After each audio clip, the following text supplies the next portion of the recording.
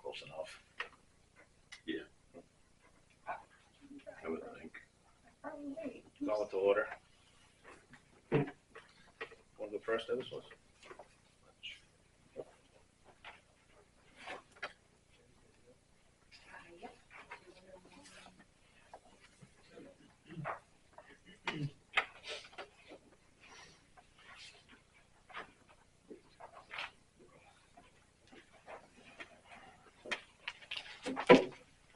Drop it. Thank you. Thank you. Thank you. Thank you. Two more docs for you. Map sets.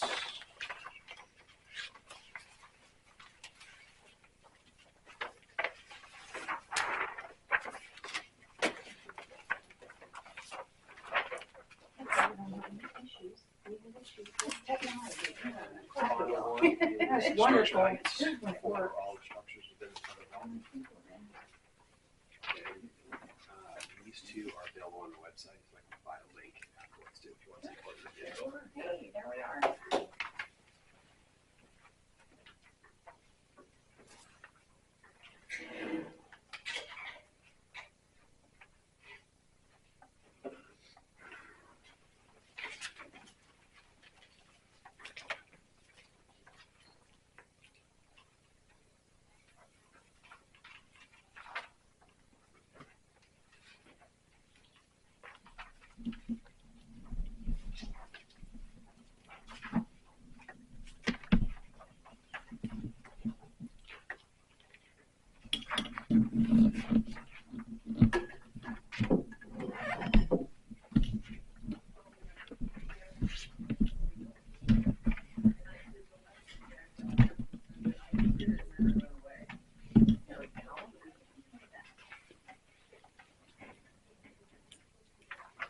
Good to get started? Yes. Wonderful. Would you mind if I sit here and give the presentation? Oh, go ahead. Great. Wonderful. Well, thank you again for having us today. My name is Jennifer Cortespati. I'm from Eversource. I work in our public engagement and outreach. I have some colleagues with me here today. Perhaps they could introduce themselves, because if I get into a bit of a bind with being able to answer a question or something, I'll look to phone a friend. We have over here Sam, if you wanted to introduce yourself. Sure. Good evening, Sam Harris with Eversource, project manager. Jen Fishy with Eversource, project manager. And Connor Jennings with Eversource. We're in Jen's for project services, public engagement, outreach. Wonderful, wonderful. So today, what we wanted to do was essentially just give you a brief overview of our X178 line rebuild project, and you have a copy of the deck, so feel free to follow along as we go, and if you have any questions, please let me know. So what we'll do today is just talk about the work that we have going on in Dalton. So the X178, like we said, which is our Campton to Whitefield line. We also have another transmission line in Dalton, which is our Q195 line, which heads towards Vermont and Littleton. We'll talk a little bit about the permitting that we have going on and the status of that for our X178 project. We'll talk about kind of what to expect during construction, and then what the schedule looks like in our next steps. So what is it that we're doing? Essentially, sorry, got a little ahead of myself there. What we'll be doing is we're going to be replacing the existing wooden structures that we have with new weathering steel structures.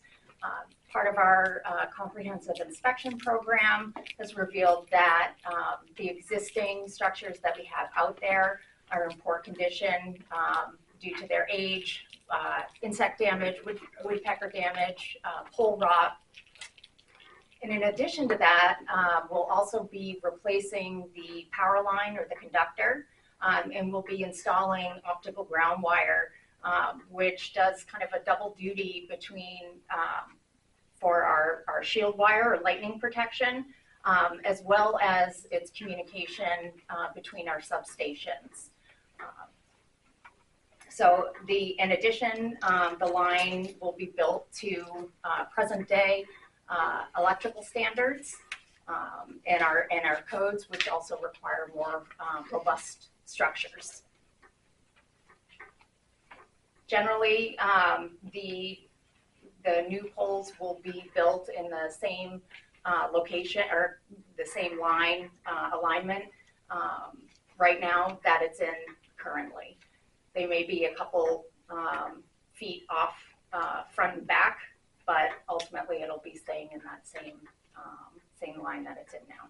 And they'll be approximately the same height as the existing poles? There are, and actually if we go, if we talk about it right here, so in Dalton specifically, they'll generally be, they'll be taller.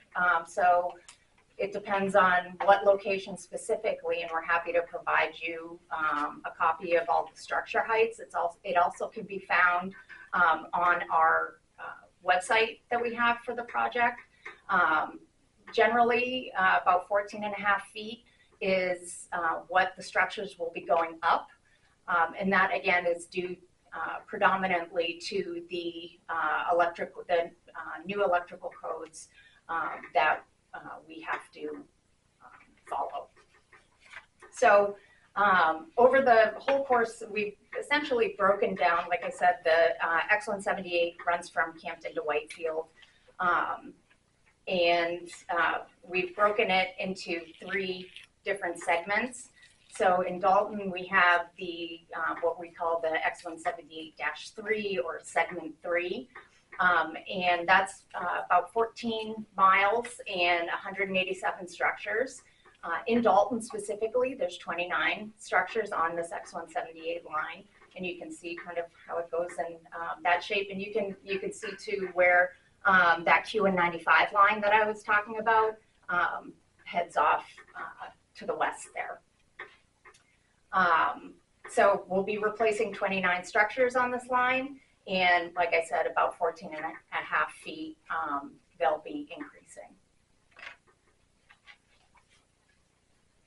And then just to give you because I mentioned the Q195 in town, this line is also going to be rebuilt, but that won't be until roughly late 2026 or the latter part of 2026.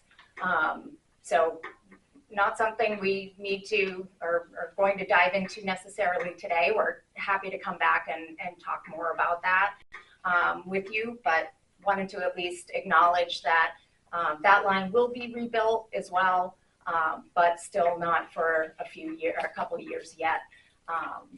One thing folks may have been aware of recently, with this line, we had, just after we had recent inspections, there were some emergency structures, cross arms that needed to be replaced. So we had helicopter work out there for a couple of weeks so we could replace those cross arms.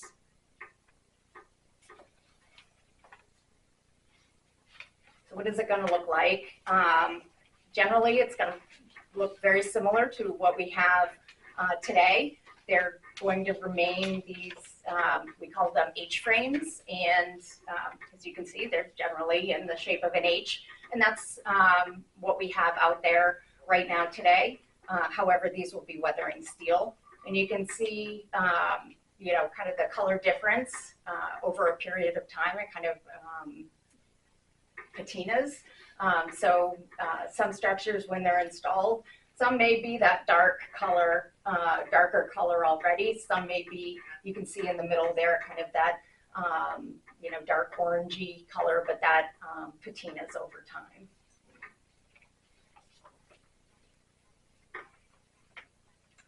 So then just to update you with permitting. Can I go back to the structures? Sure. What about the base of the lines? So generally, those are all embedded into the ground. So they're not necessarily like a concrete base. Is that kind of what you're asking? So they're not a concrete base. There may be some, and Sam, I'm going to ask you if you happen to know specifically if there are any on the X3 in Dalton, but I don't think we have any foundation structures in the town of Dalton. We're, like Jen said, they're all direct embedment. Just into the ground? And then Yeah, what so- about between the poles? Are there like roads being built between the poles? sure, access roads, yes. So we will be building access roads to get to these different locations, and happy to talk through more on the mapping. If you look at the mapping, that shows where our access roads will be located. You'll see like a yellow dashed line that shows where the access roads will be constructed. And are those temporary?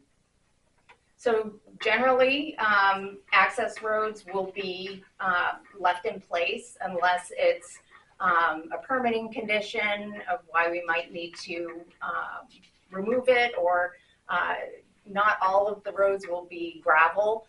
Some will have wooden matting placed down, and again, in the mapping, if you look at the yellow dash, like I said, is we'll note where the gravel access road is, and I think it's a yellow hatch mark where you can see where there'll be wooden matting, generally in our wetland areas.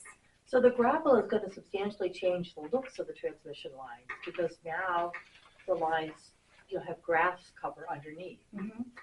Grass does come through, and actually I'm happy to, well, a couple slides down, we show you some photos of the work pads that we have, which is the area kind of around the base of the structure that we use to construct the new structure.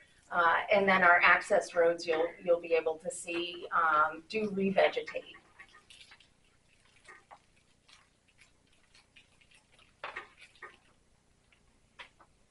Anything else before I keep going? So that's a change, because it didn't, when the poles were placed earlier, there wasn't a gravel road. So that's a substantial structural change, correct? What do you mean placed earlier? Like when they were originally constructed? Right, we're just not used to seeing gravel roads under transmission lines. Sure. Gravel roads are what we need in order to safely access the structures. Like I said, it's not all gravel. There are some locations that have wooden matting, and I'm happy to go through if there are specific locations that you have questions on, and can find out specifically where those locations are. But generally, in order to access each structure as we go, that's why we need to build the gravel access roads. And I don't remember that being part of the plan when Eversource first came to talk to us a year or more ago. Okay. So just an update on permitting. These are some of the permits that we are required to receive, both state and federal permitting, and we also, as needed, we work with our local land ordinances as required as well. And then just an update on the status of those, for our federal and state permits. This is a list of everything that we have and when they were approved. Sam, did you want to say anything specific about the permits at all, or? Happy to answer any questions if there's questions on any permits specifically at a high level. We permit both wetlands, as Jen noted, where the timber mats are installed and removed at the completion of construction, as well as the upland areas. So a couple different permits associated with that activity. Department of Transportation. Can you speak up a little bit, please? Yep. You want me to start from the beginning If again? you could speak a little bit louder, I'd appreciate it. Thank you. Sure. So I was just noting that we have various permits associated with the project, some that are tied to wetland permitting, some that are tied for upland grading type areas. We're pretty far along right now in the process of obtaining those permits. We started filing for some of those permits towards the end of last year, earlier this year. A lot of them are in hand at this point. Working with DOT as well, where we have state road crossings with a transmission right away, and getting driveway permits for those locations. But happy to answer any questions if there's any questions on permitting.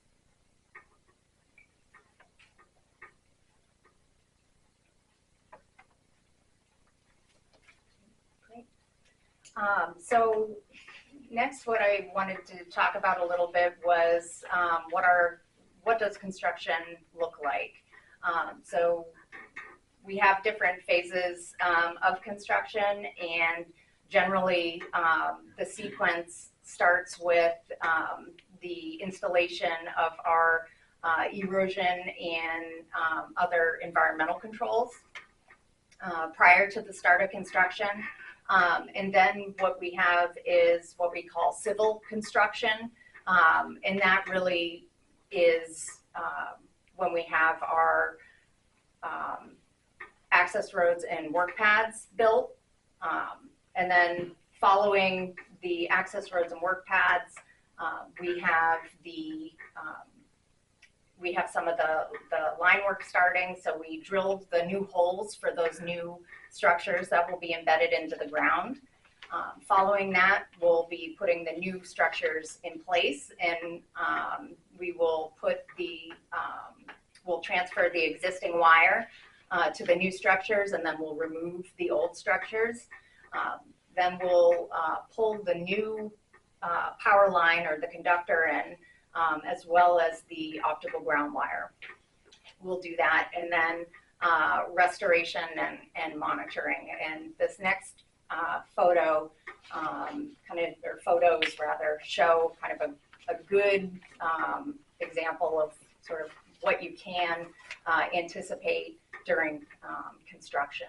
So I just have a question, and I know you mentioned it before, the new optical ground wires and conductors, those aren't actually on the ground, are they? No, they're actually, I don't want to get in folks' way, but you see the tops of the structures here, the new structures, right on top, they're run, okay, scroll back here for a moment. Oh, you can see they're right here, right on top. There's two of them run at the top of the poles. So visually, the shield wires that are out there today won't look any different with the optical ground wire. The optical ground wire, it's outer strands are about the thickness of your hair, pretty small diameter. 48 of them fit in a diameter about that big that are in the center of that shield wire. So that shield wire, like Jen said, also provides lightning protection for the line and ground continuity station to station. So that fiber optic will be inside of that top wire. With the construction, with the access road, it looks like, I mean, there's just a lot of disruption to the environment with this project. Sure. So during construction, not going to sugarcoat it. You can see the photos right here. It's not pretty right away, right? But as we go through the process and then restore and then allow for have vegetation regrowth, it looks, give it time to regrow. It definitely is not, it's not left like that. Are you gonna be adding any more wires? No, the amount of wires that are there today it'll be the same. So no new structure, no additional structures will be added, no additional wires.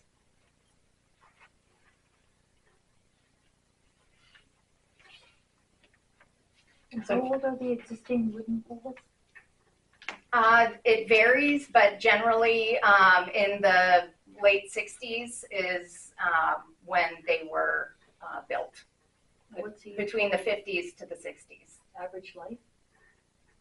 The average lifespan, and Sam, I might ask you to help me with this one, but of a wooden pole, I believe it's roughly 40 years. Is that what engineering is? In that ballpark, it varies depending on what structure, what it's been exposed to from a weather condition standpoint. But yeah, 40, and sometimes we've seen them, in this case here, from the late 60s to now, we're 50 years or so. But it ranges, certainly. What's the lifespan of the metal pole, the metal structures you're putting up? Generally, we say it's roughly 50 years is what the manufacturers say, but just like when you purchase pretty much anything, they're willing to put out what they could stand behind. I would assume we probably see at least that from a lifespan standpoint out of these structures. So are you replacing them based on just their age or their condition? It's their condition. We have an inspection program that we go through our system at least every 2 years, depending on what line it is. Sometimes we do it even more often than every 2 years. And the structures are evaluated from all different angles. We have drones that are used oftentimes that'll take shots from over the top. A lot of the pole rot that we do see, as Jen mentioned earlier, is at the top of the pole, so it's not something you can even see from the ground. But when you look at the top, that water kind of coming down into the pole actually creates a cavity up at the top of the structure. But the inspection process has, I forget how many photos per structure, it's somewhere at least a dozen per structure, and that's done at least every 2 years. And what's the cost of the structures? Because that's going to be passed on to the customers, correct? I don't have that specific information. I'm happy to get that and get back to you with that. I don't have that off the top of my head.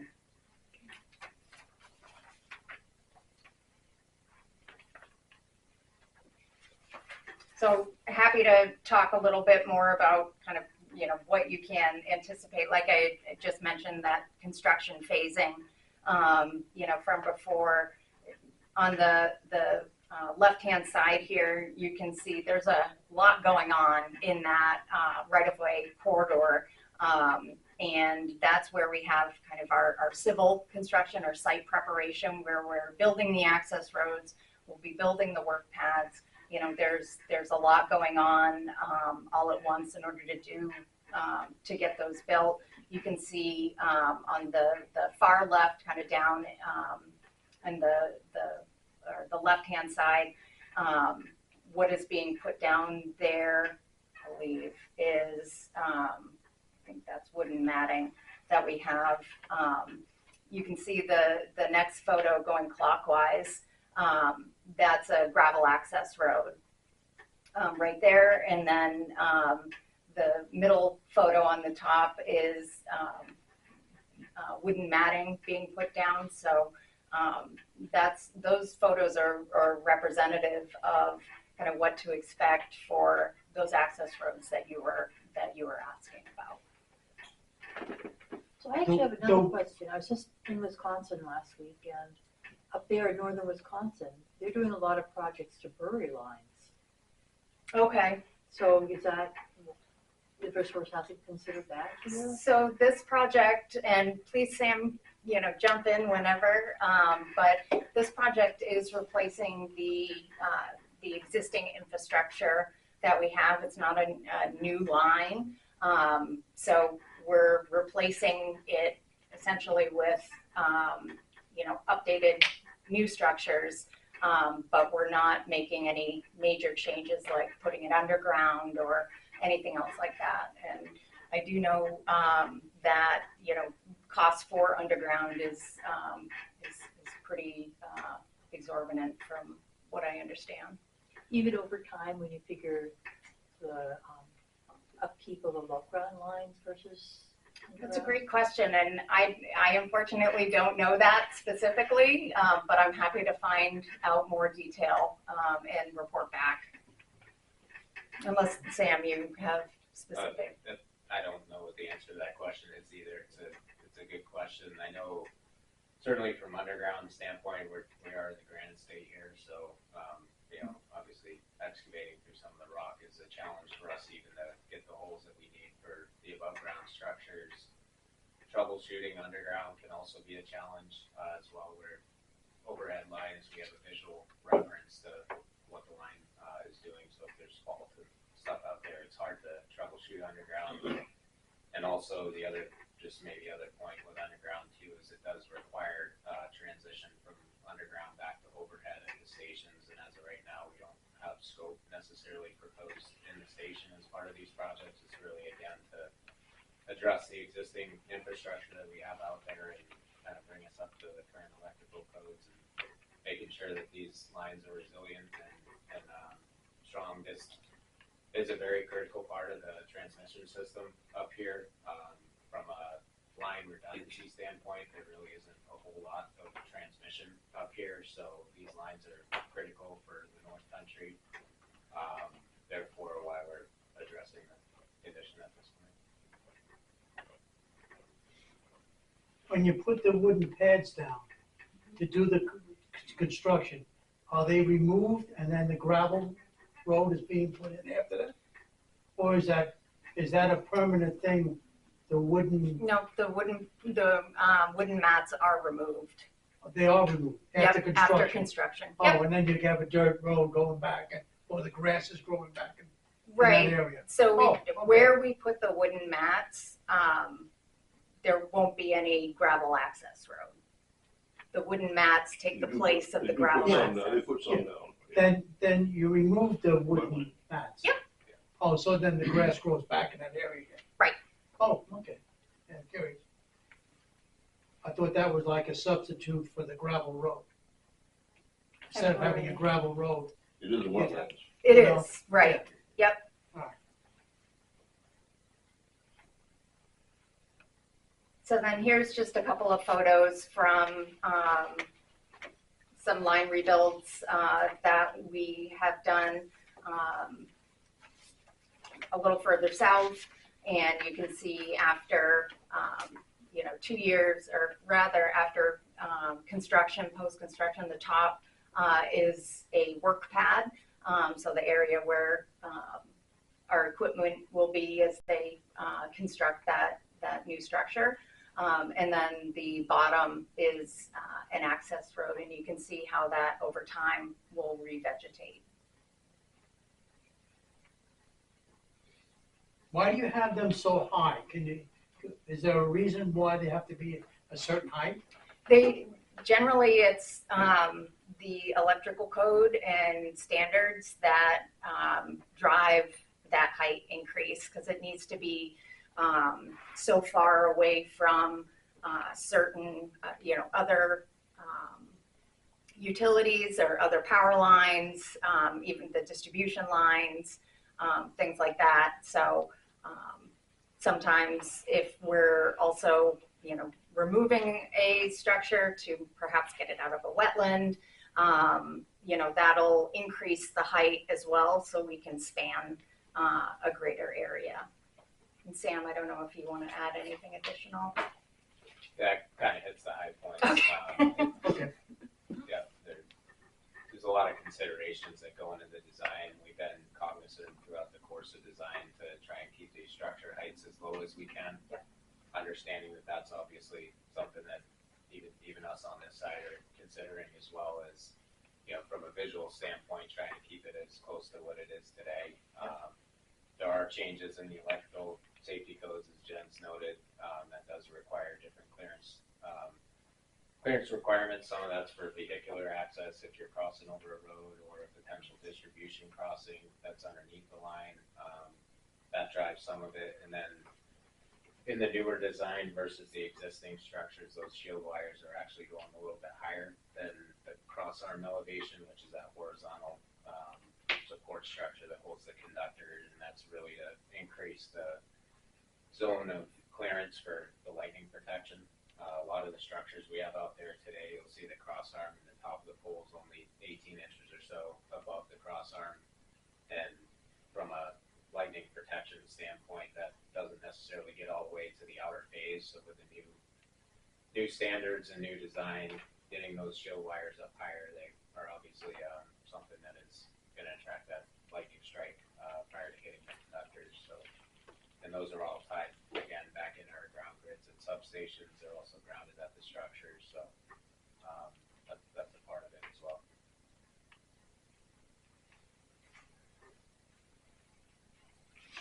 So just a note about our schedule. So we had information sessions in Campton and Bethlehem a few weeks ago, and right now we are targeting a late Q4 start of construction, pending all of our approvals that we would need to move forward.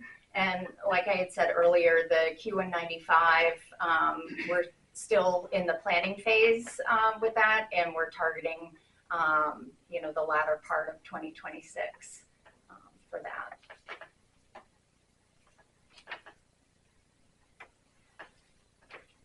So then kind of the other piece of it is that we are communicating with, our property owners and abutters about the project, and we have folks that will go out into the field and to folks' properties and meet with them and discuss their concerns and in restoration, things like that. And we'll continue to be doing that all through construction as well.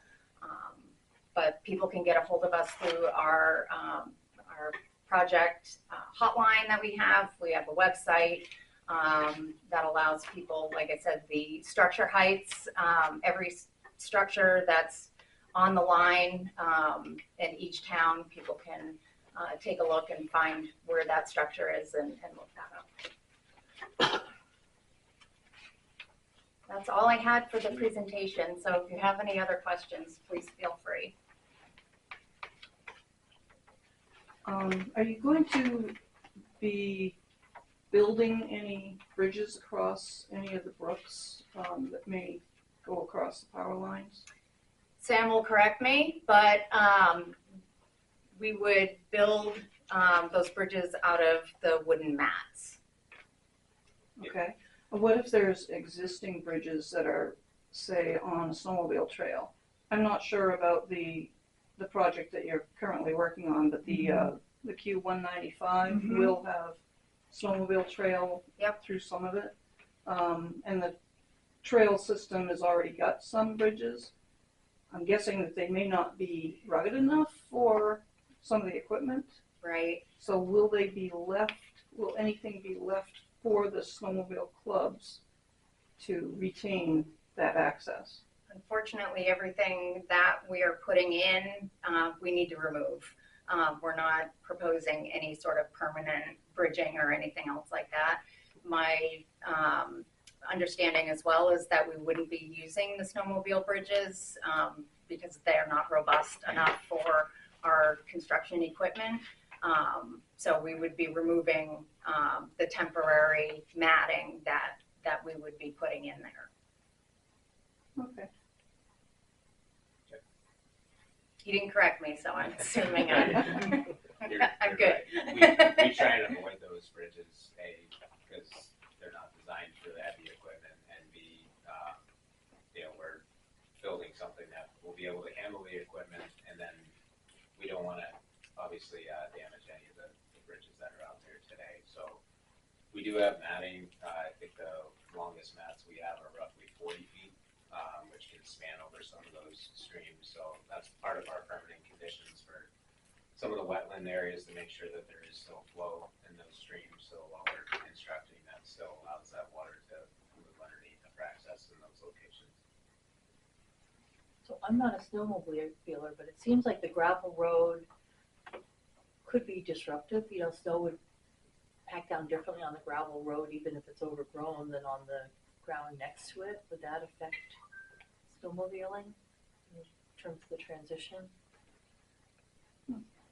I don't believe so. I mean, they always, they have back roads that are gravel roads that they travel on. Of course, if the gravel's showing, that means that we ain't getting snow yet. And they're not gonna be plowing that unless, of course, you get a breakdown and you have to get out there. Right. I personally, and this is just my opinion, I think it looks good what you're doing. I like the idea of the mats for the muddy areas, because I used to log before, and I know you can create some pretty heavy ruts, and with the mats that takes away from that. And when you take that away, and after the few years, the vegetation comes back, and and I understand people, the vegetation and wildlife and all this and that, but if you really want to think about it, look at all the trees that they got to cut so that you can have your road. It's just things don't last forever. They have to be fixed. And if you're not fixing them and they fall over, we have no power. That's the way I look at things. I mean, but anyways, thank you for what you're doing. I did want to make one note on relative to the snowmobile trails. And, we do coordinate with the local snowmobile trails because we're out there, for a couple of years. So we're at least impacting more than likely one snow season. So we do work with the clubs, and generally the experience that we've had on some of the other rebuilds is they've appreciated the gravel access roads that are left in place. But again, everybody's different. Will the work be going on during the winter season? It will, yep. So it could impact the use of the trails by snowmobilers. Again, generally, we've been coordinating with the clubs and the state, relative to, where we are. And, we've done a corridor trails, primary trails are within these power line corridors. So happy to talk to the clubs and, whomever we meet out in the field with them on the trails. We talk about, transitions and, where the structures are going in the work paths. So, hopefully it's as seamless as possible. There are some times that it's difficult to have folks out there. A lot of times when we do wire pulling operations, because a lot of this work that we're doing is done live line. But again, that's a small window in time. And we coordinate, like I said, with the clubs. We communicate what our schedule is, where we are, what we're doing throughout the whole, all of construction. And I'm sure that they have temporary side trails to go around that area. You know, working with a club, that's what they would be looking for. Yep. I'm sure that there's probably sometimes it don't work that way, but. Right, yeah, some we're able to reroute, others we're able to, you know, just kind of, again, communicate what our schedule is, and then, but we also know that December to March, you know, we know that you're out there as well, and we want to be working with you to make it safe for everybody. Right.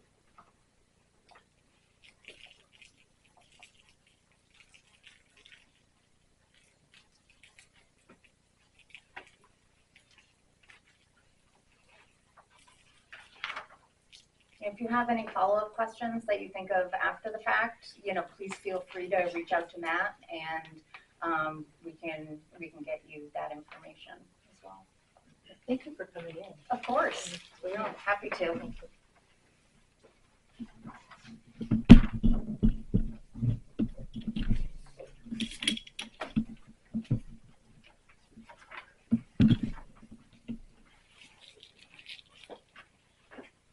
You're up.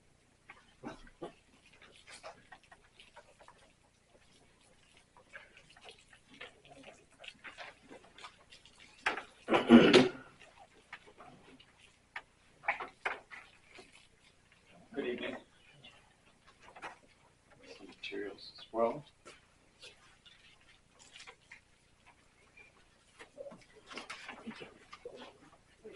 Thank you.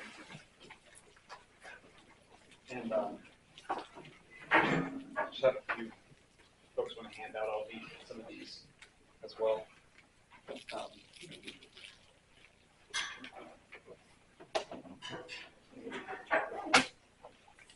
You don't have to worry about the Thank you. chairs. Thank you so much.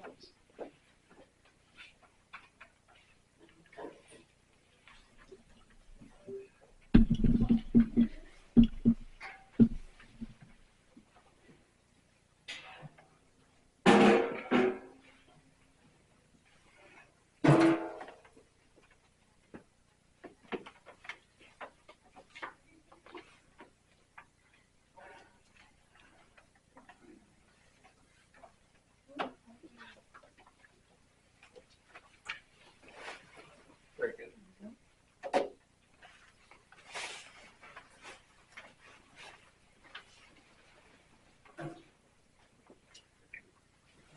Good evening, everyone. My name is Henry Herndon. I'm the Director of Member Services with Community Power Coalition of New Hampshire.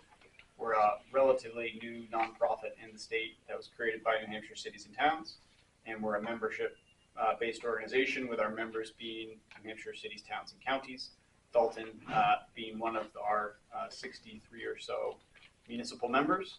I believe it was in December of last year that the Dalton Selectboard voted to become a member and adopt our joint powers agreement alongside some of these other cities and towns.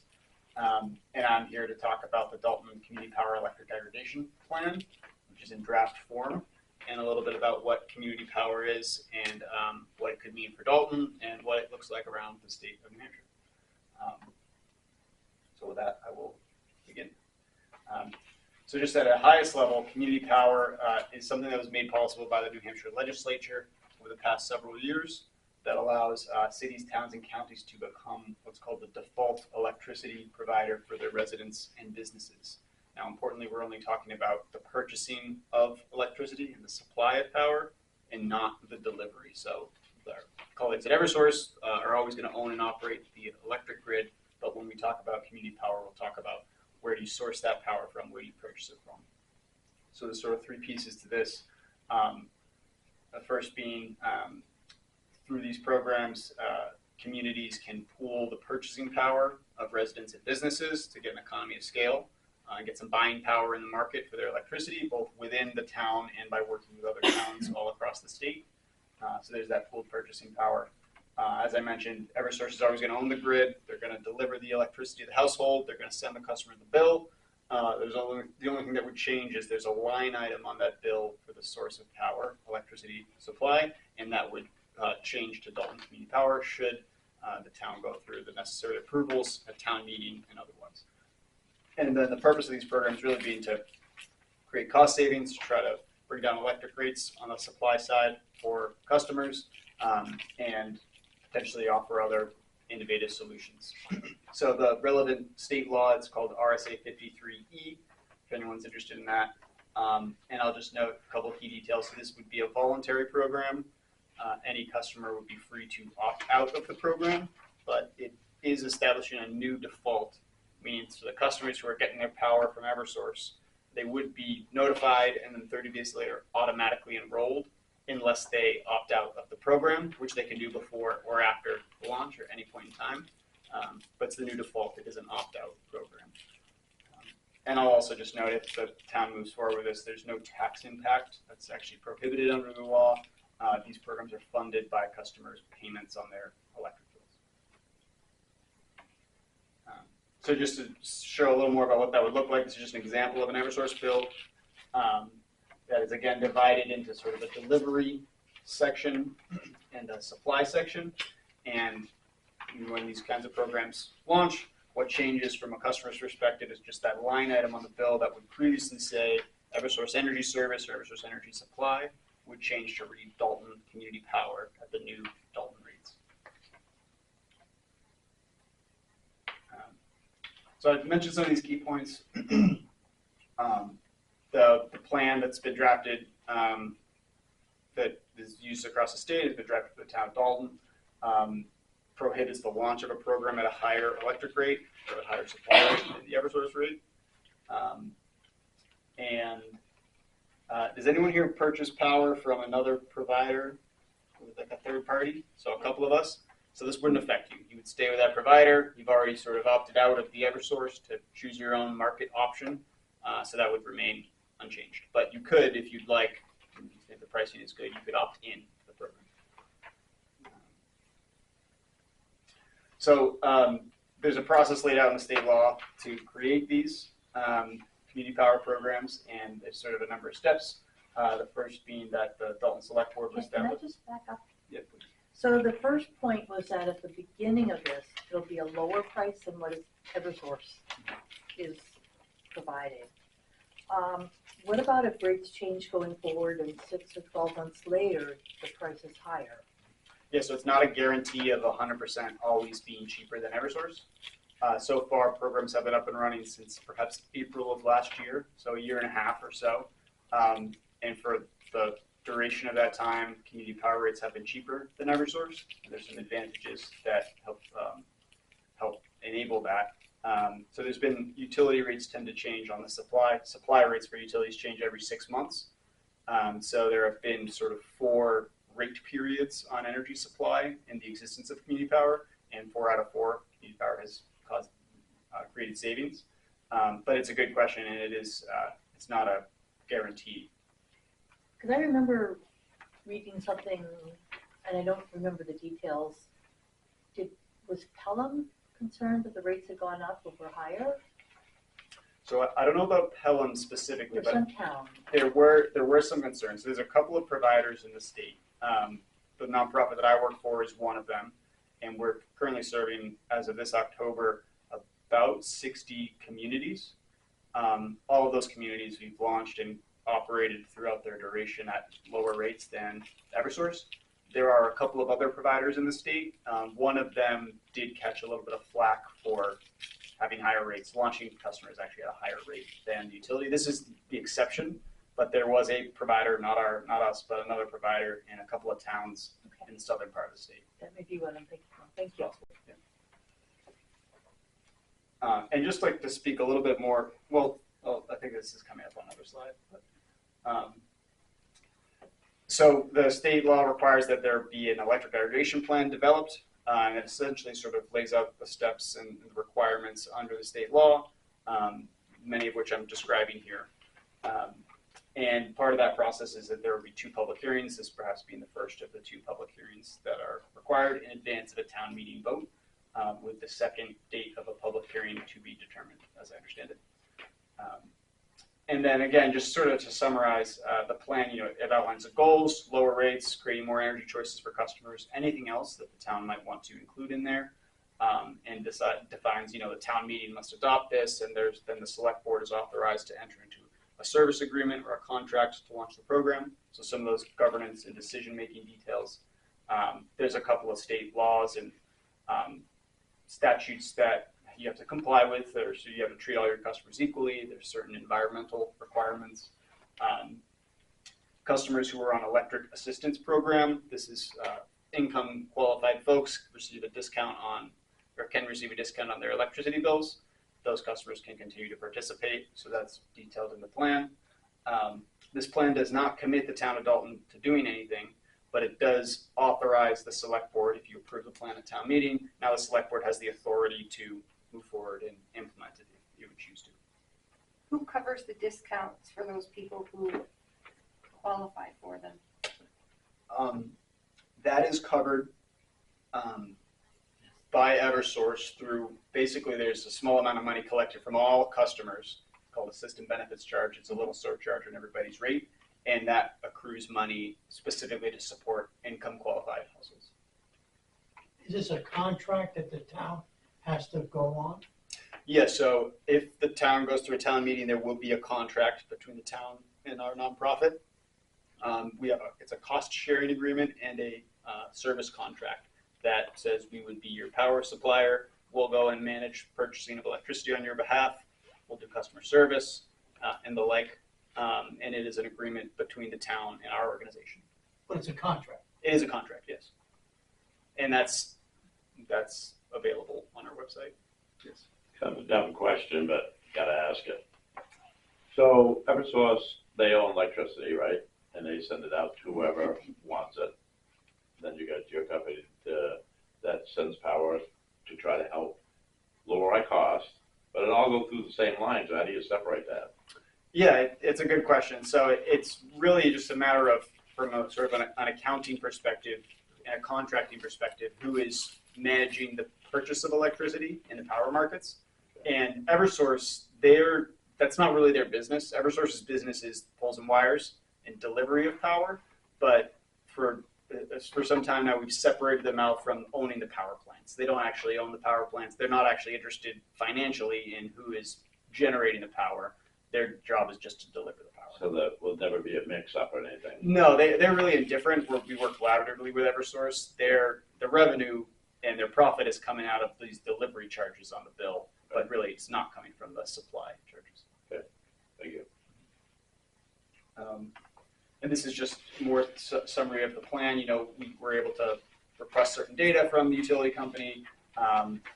What's in aggregate, what's the number of accounts in town, what's the amount of usage, things of that nature.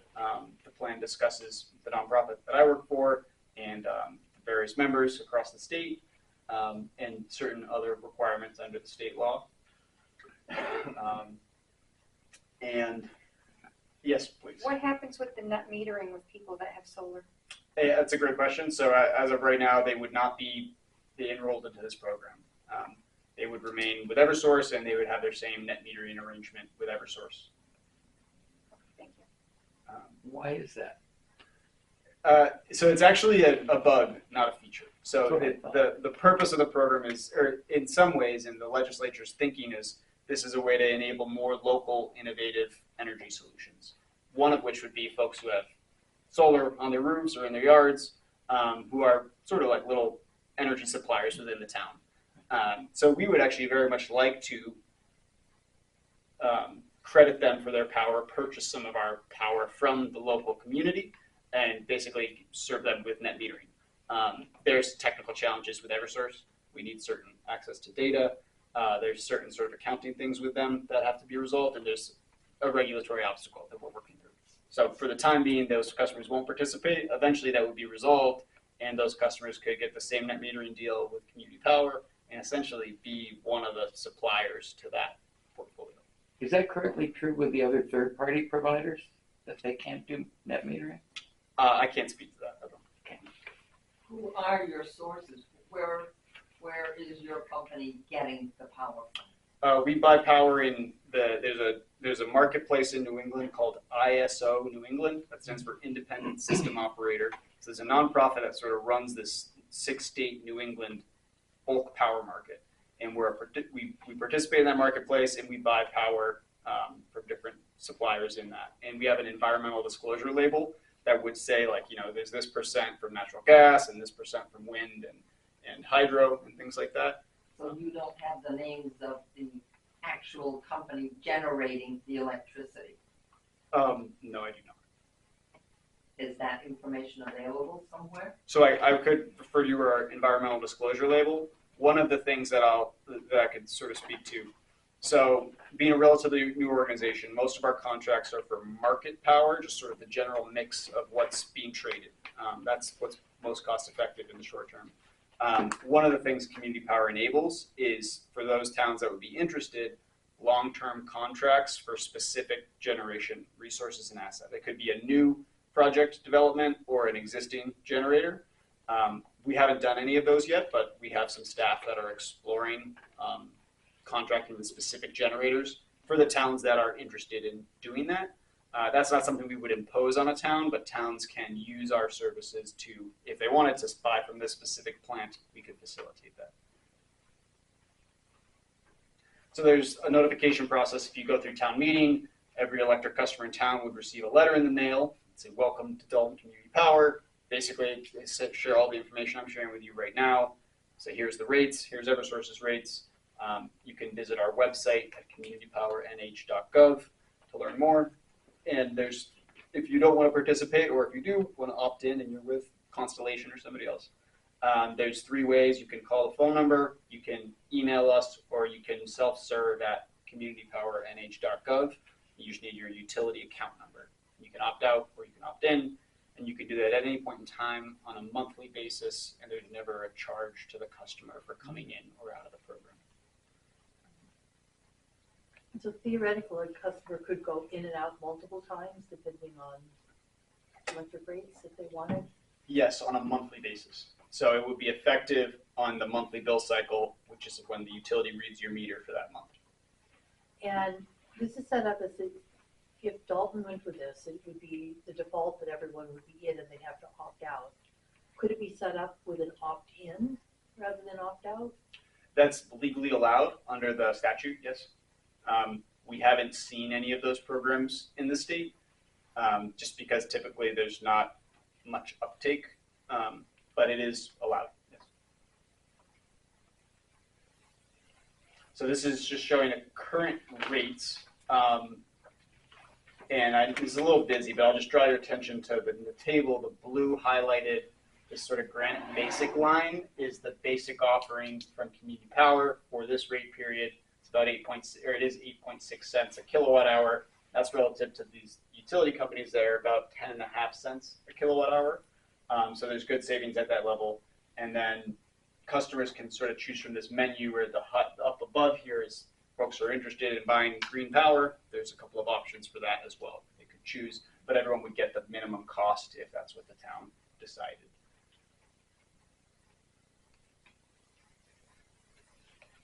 Oops. This is showing our membership. So statewide, there are over 60 city and town members and counties. And the population of those communities represents about 37% of the state population. So there's some good buying power.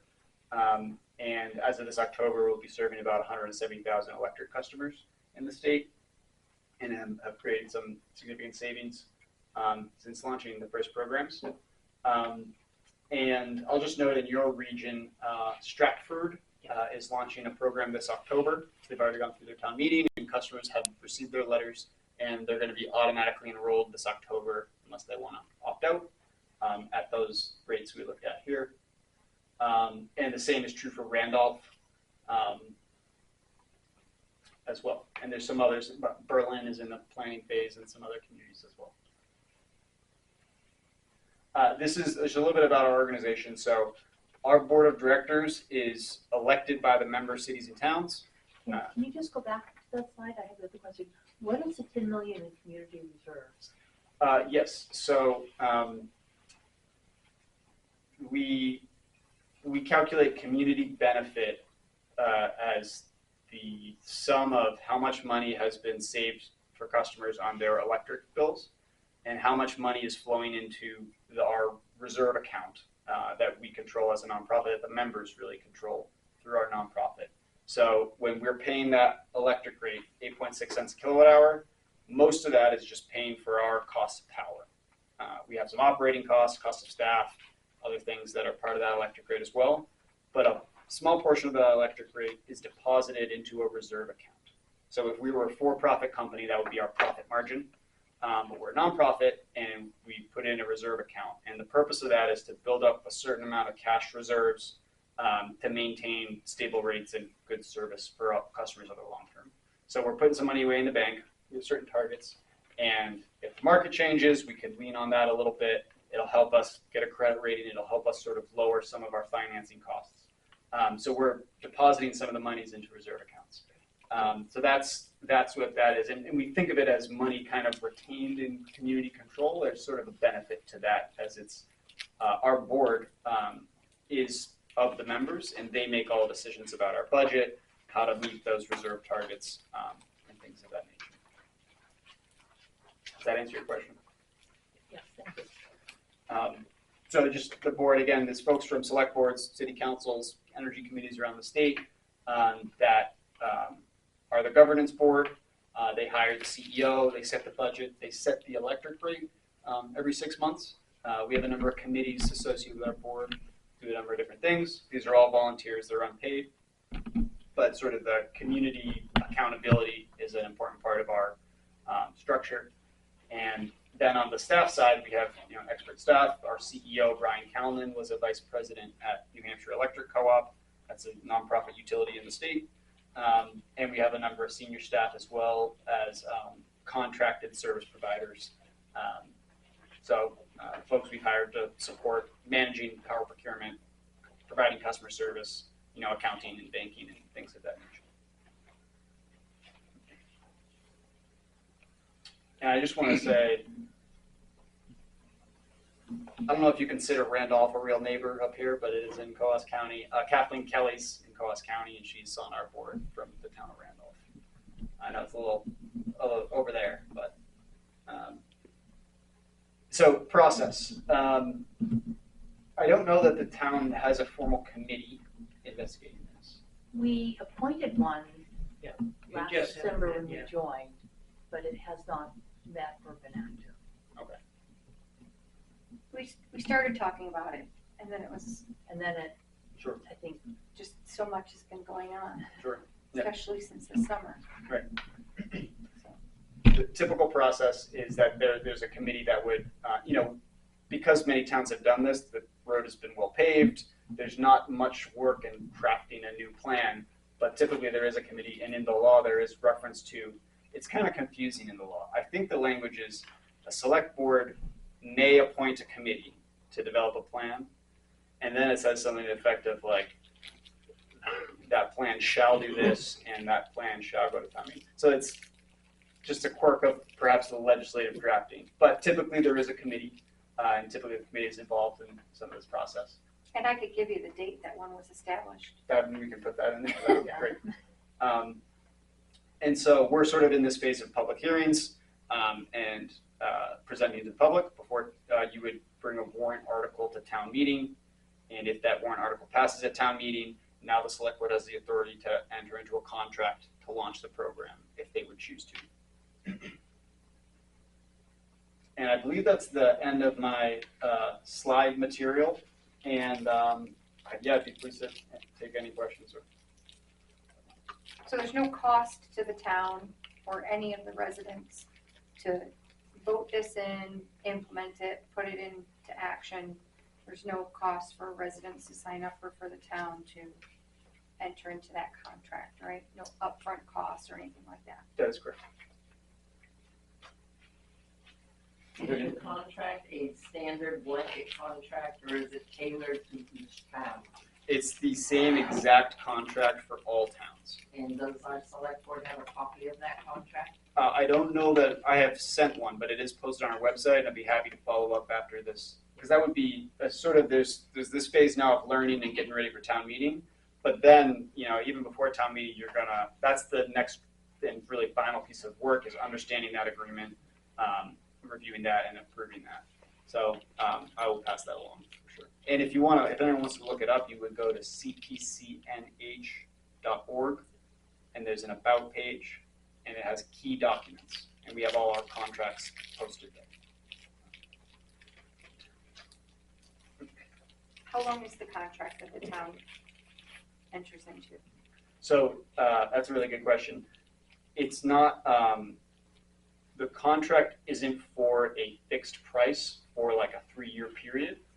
It is an agreement to essentially hire our nonprofit to be your power supplier, understanding that utility rates change every 6 months and we're gonna manage procurement and we're gonna adjust rates on a 6-month period. So you're not locking into like a 3-year price of power. You're agreeing to take services from our organization. So within that, it's a 36-month term with off-ramps.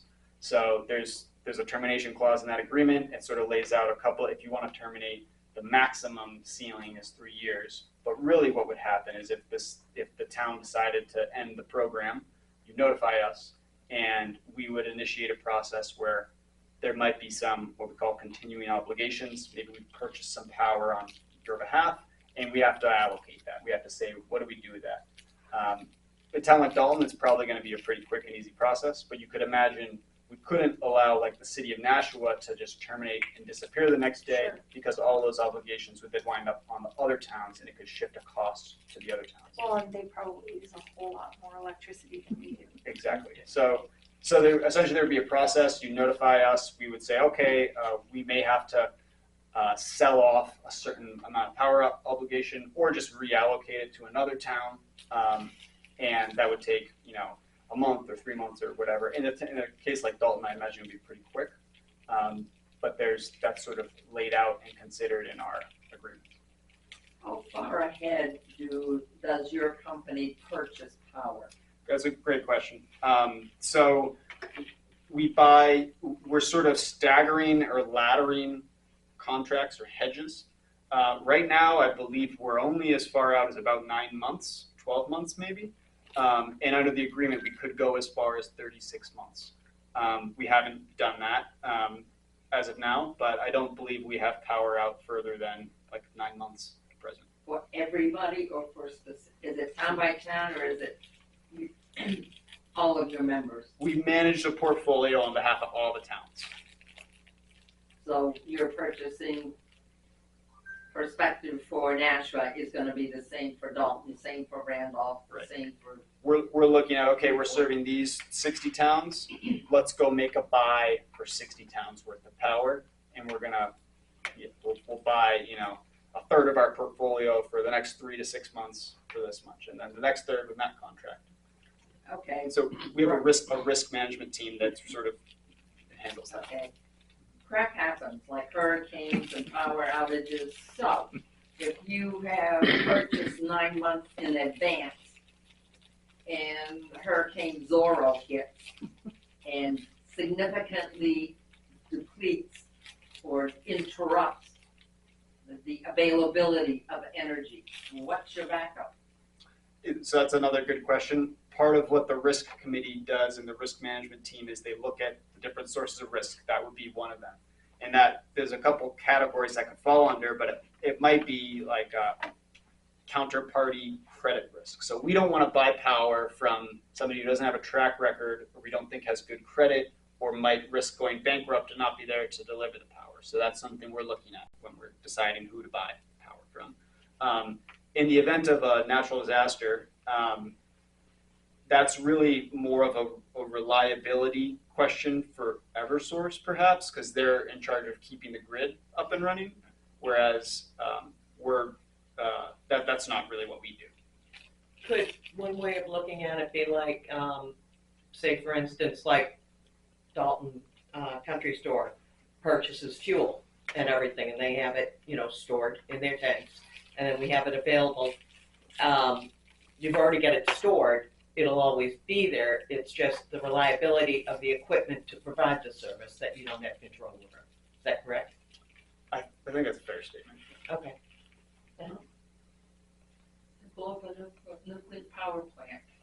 all your energy. I'm being facetious. I- There goes all your energy. Yankee Power in Connecticut has a meltdown. Yeah. That's a lot of power. It's related to this concept of the reserve fund that was mentioned. So we have another thing that we'll talk to you about as you get closer to town meeting is we have three sort of essential policies. We call them the 3 R's policies, and they're risk, rates, and reserves.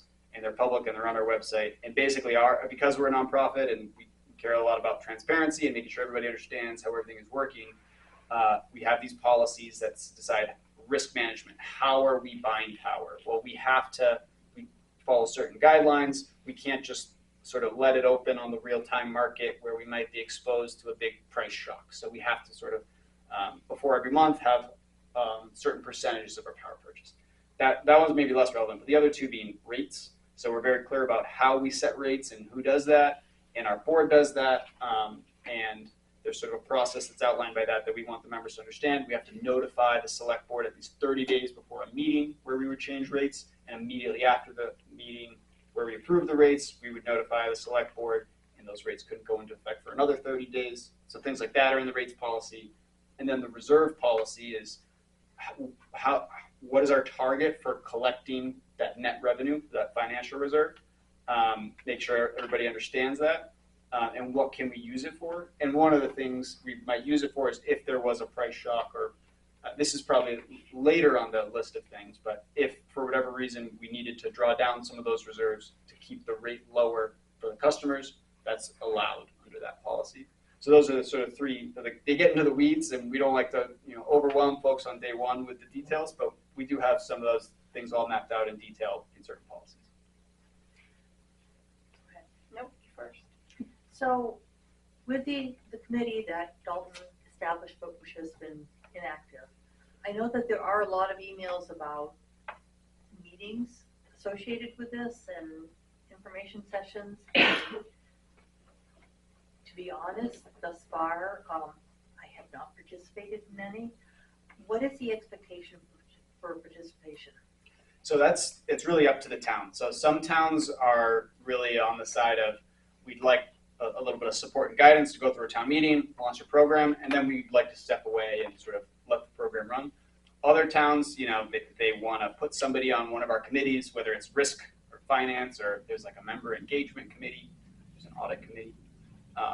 We've got a lot of committees, but so it's really up to the town. I will note we have a virtual session Wednesday, I guess 2 days from now. Yep. At 5 o'clock. Yep. So yeah, folks will be welcome to attend that. Is that an information session or? It is. We'll essentially present something that I didn't speak to, but is in the materials I handed you, is a timeline that says here's the pathway to launch a program in June, which is mostly like what we've talked about. You have hearings, you go to town meeting. There's a couple of steps. You sign the agreements, so that's all in there. There is the Public Utility Commission is going to take a 60-day review of your plan. So again, I know there's a lot of details in these, so that we'll go through some of that. But there's not a requirement that anybody participate any more than they would like to. And something like that, would it be available at another time? Is it saved? We're going to record it, yes. We'll record it and make it available, yes. That's Jamaica. So who handles since we essentially become the provider of the electricity, who handles the billing, who handles the receivables of the payments, and who, does that shift? Does that stay with Eversource since they're the delivery people and the town of Dalton is just listed as the supplier, or how does that work? So the customer will receive a bill from Eversource, and there will be a line item for our service, and Eversource will collect payment from the customer and will remit the portion associated with Dalton Community Power to CPCNH. So they remit payment back to us. In terms of bad debt or customer non-payment, there's a regulation called purchase of receivables, where essentially Eversource will buy all of our receivables at a slight discount, like a 1% discount, to cover that debt. So we don't have to chase customer non-payment. Eversource will absorb that essentially on our behalf at a slight discount. I'm not sure. I'm not. So we don't have to do anything or deal with any of that No, stuff either? it's really behind the scenes with our organization at Eversource. It just says the town of Dalton is the provider, That's right. and it's just through you. That's right. Did CPC come into existence as a result of this state law, or did they pre-exist it and helped get the state law? Which came first? Chicken or the egg? So the law came first, but some of the same people who wrote the law are involved in creating CPC&H. CPC&H was not created explicitly by law, but the law moved forward. In particular, there's a gentleman, Clifton Belo, who is the assistant mayor of the city of Lebanon, and he was the chief regulator at the Public Utility Commission. He was a state senator, and he helped write all kinds of sort of nationally recognized energy legislation, particularly restructuring. So in the mid 90s, we broke the monopoly. We said Eversource or PSNH, thou shalt not do generation anymore because you've gone bankrupt, and we think the competitive market is a better way to have power plants. Anyway, he was sort of father of that. Anyway, and he supported the development of the community power law, and then a collection of cities and towns immediately following the enactment of that law in 2019 started meeting, and they said, well, how do they do this in Massachusetts? How do they do this in New York? How do they do this in California? What's the best model? Oh, it really seems like rather than every town trying to figure this out on their own, what if the towns worked together, established a nonprofit power company, and shared all their resources to get the scale that you really need to participate in these markets. And I don't think I mentioned this, but our organization, we're subject to right to know. All our board and committee meetings are open to the public. Our minutes are all posted, same as any town. So we're really just an extension of municipal government. Are you the only nonprofit community power coalition in the state, or are you actually competing with other groups? We're the only nonprofit community power coalition. There are a couple of brokers, so the town of Dalton could hire a broker who could help you put your electric load out to bid, to pick a fixed 3-year contract for some supplier like Constellation or somebody. So there are those models. That they've had mixed results in the state. We're the only sort of nonprofit that doesn't. It was a challenge for sort of the 2019 through 2023 period to set up this nonprofit. Oh, yeah. There's a lot of work that went into it, which is, it'd be hard to duplicate it. No, I'm more worried about whether you had to compete with other. I know technically you're not an aggregator, it's a different law, but whether you had to compete with other similar organizations. Again, there's a couple brokers that are serving maybe 6 or 7 towns. They're and commercial firms, yep. And they'll sort of play middleman between town and a power seller, right, and facilitate that 3-year contract. Thank you.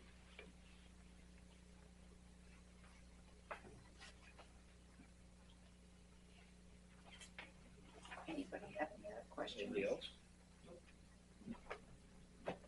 Thank you. Thank you. I don't have too many, but this is just a small handout with our rates and our members and a little about who we are. So there's only about 5 here, but if anybody would like one. I can always post it on our website. Very good. Thank you for your time. Thank Thank you very you. much. And thanks for your flexibility Of course. in coming to present. It's a beautiful day to drive up. Yes, you wouldn't have gotten that color a month ago. It was really nice. So.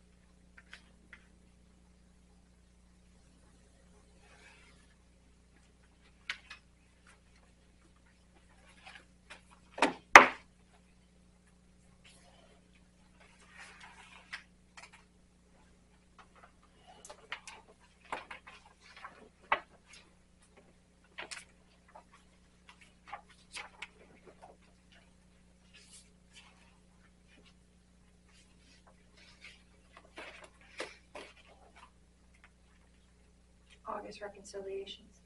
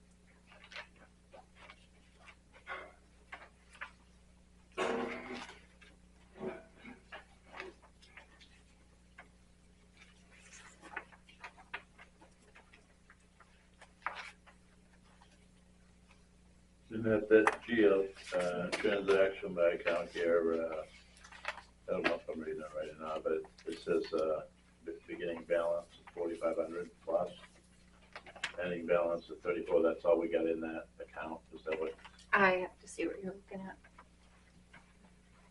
is here?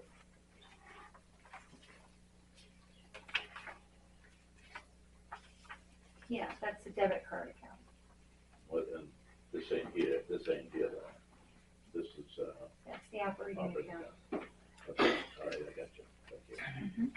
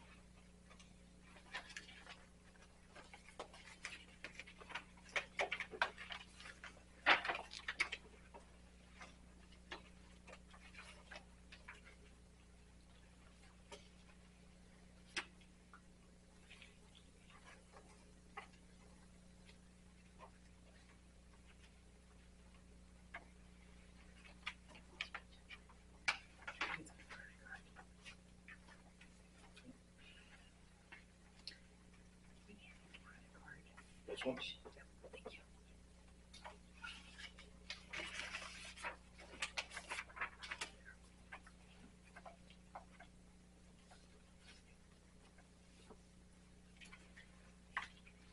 Tell me again what the ICS account is. The ICS, that's a sweep account. It's a sweep account. Let me see.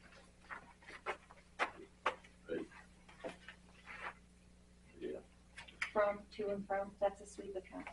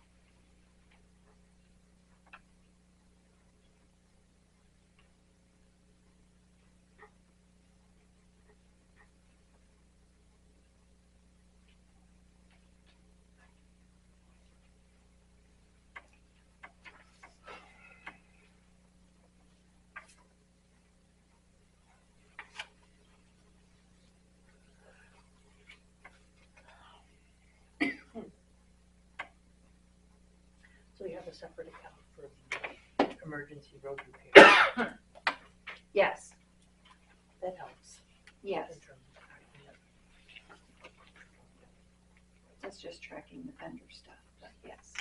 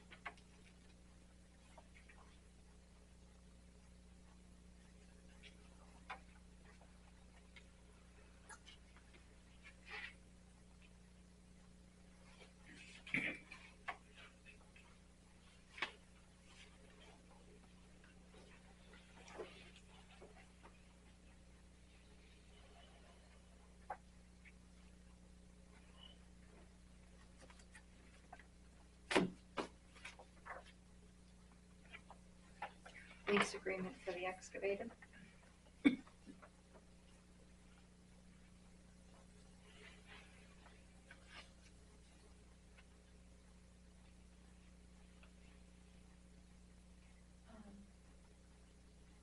I think the select board tags are yellow. Yes.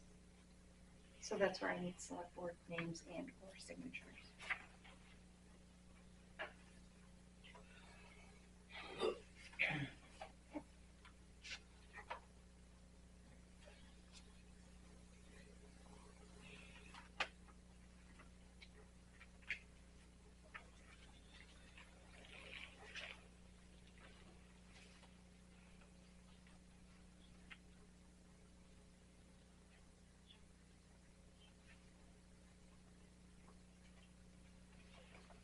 Did you not see these?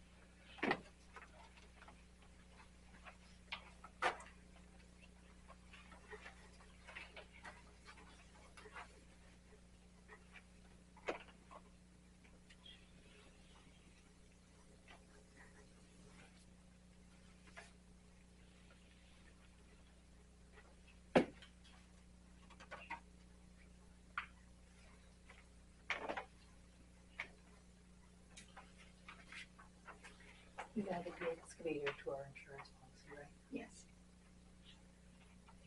So do you know, but Yes. Just checking the day we received it.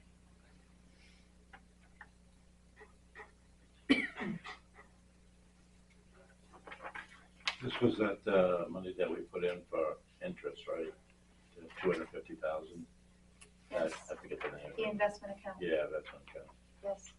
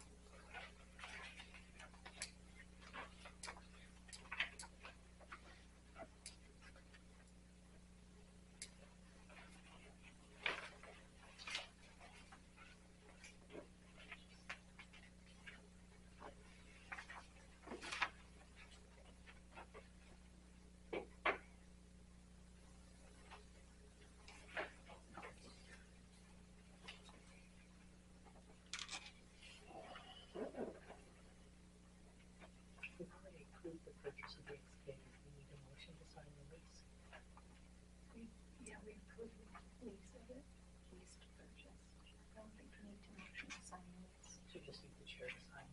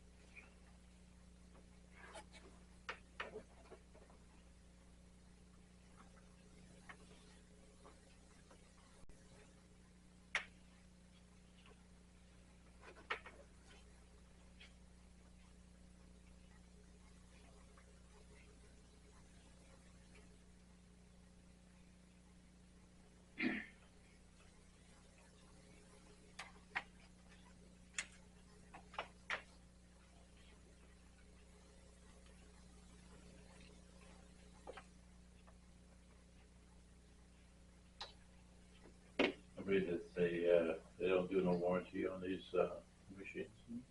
Right here it says it doesn't. Should be a warranty on it.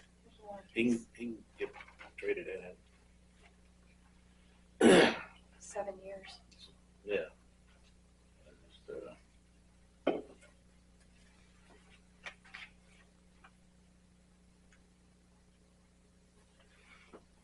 Standard lease, right? Standard lease with municipal out clause. Yeah.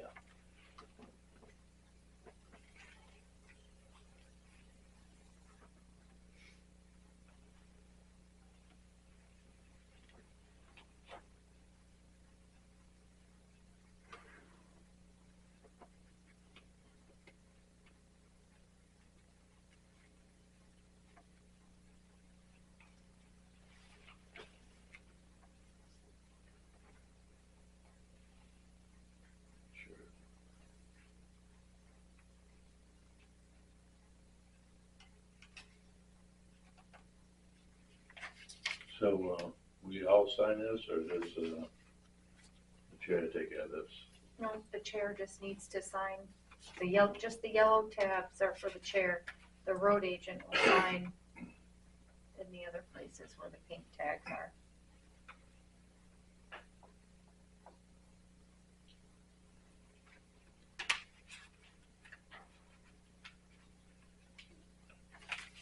That one, you guys all, I think it's just print name and, Where's the I don't- authorized? We don't need to sign it. no, up in the middle where the yellow sticky is.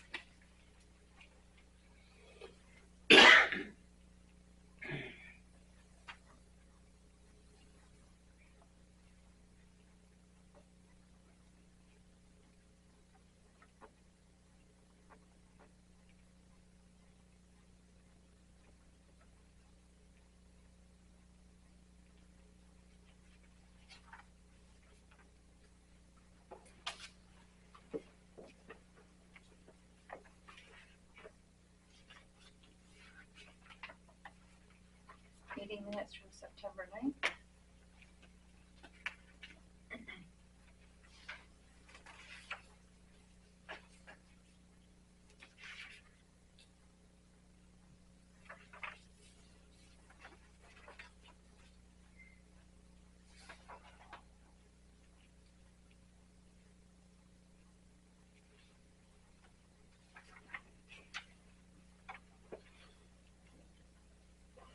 I make a motion that we approve the meeting minutes from September 9th. I'll second it. All those in favor? Aye. Abstain.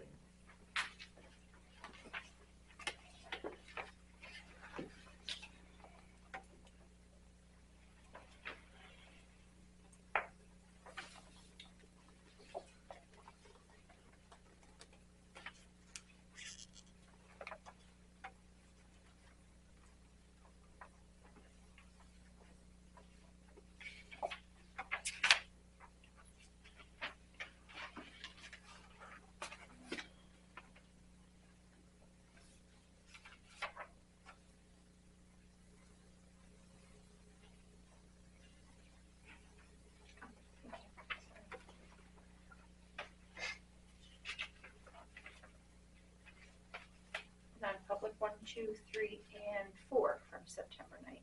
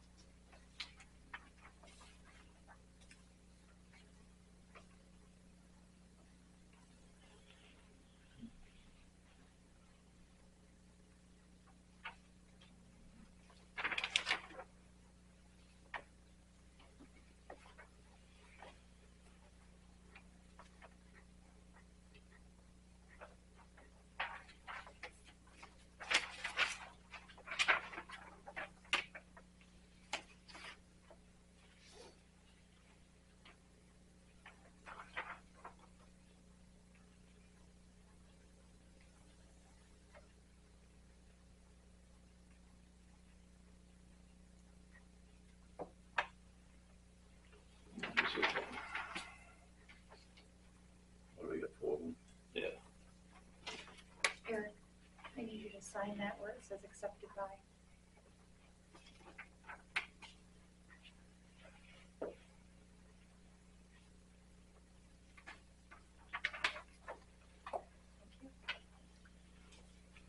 I make a motion that we approve the non-public meeting minutes from September 9th, numbers 1, 2, 3, and 4.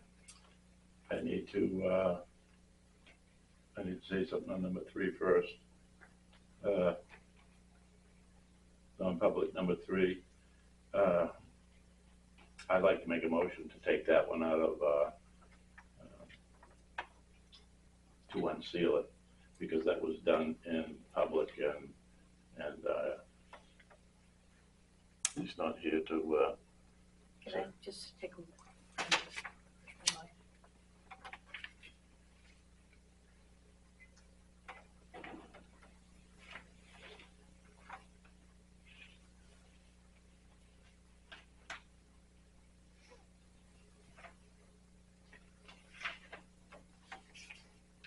so I make a motion to take number 3 out of, unseal it.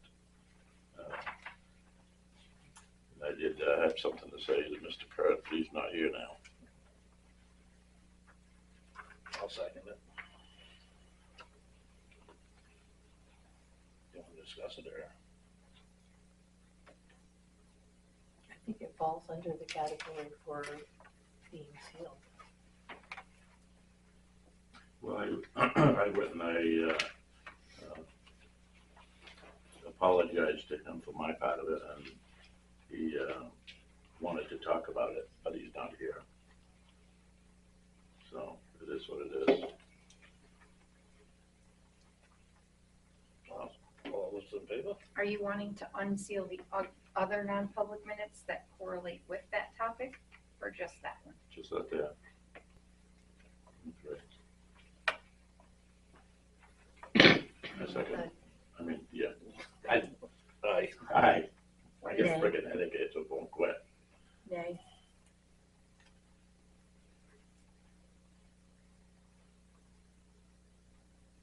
Is there a guideline on unsealing minutes based on a topic and not the other minutes that were based on the same topic? I don't know.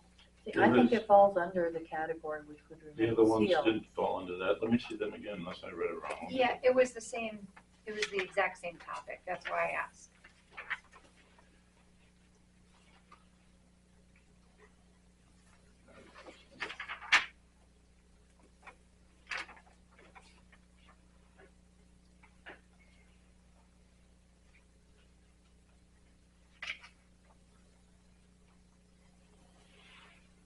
This one doesn't have nothing to do with this one. That's number 4. I know you're But there talking were, about, there were ones at other meetings. I'm not talking about non-public from September 9th, I'm talking about the non-public from other meeting dates based on the same topic, is what I'm talking about. When we discussed the same topic at previous meetings. I'm sorry if I'm not. Well, he's not here to ask, so you know what, I can't until I see him, or until he's here for us to talk to. So, I don't understand. I don't either, but I mean, the thing about it is, it was done in public. It was accused in public. And he was sitting there with the whole thing happening. It was mentioned in public, but it was discussed in non-public. Initially, it was brought up in public from Ron. Ron brought it up in public, but the board discussed it in non-public on how they were going to handle it.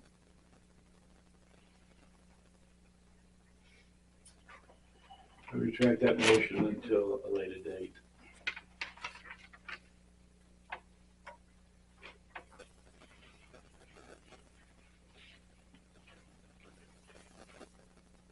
So I motion to approve all 4 of the non-public sessions from September 9th. I'll second it. Approval? Okay. Aye.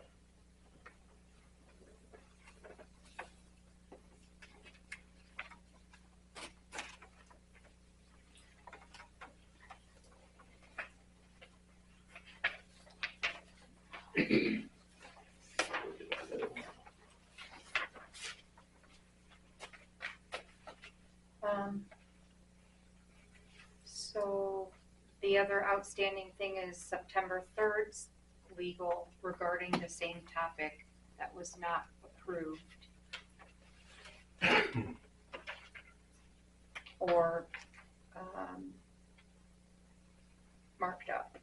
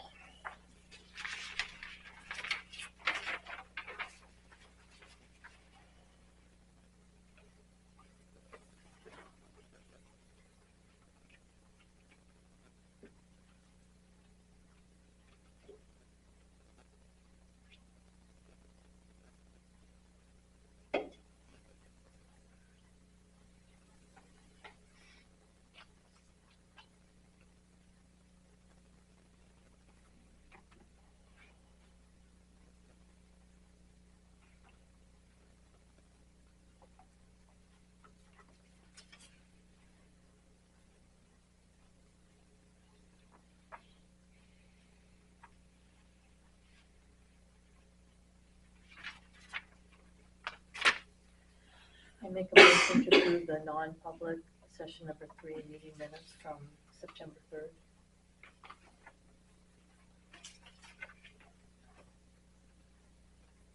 I'm not gonna approve that one right now.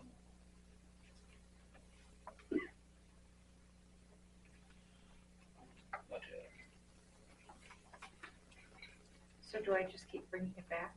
I think it just goes in the file as a draft.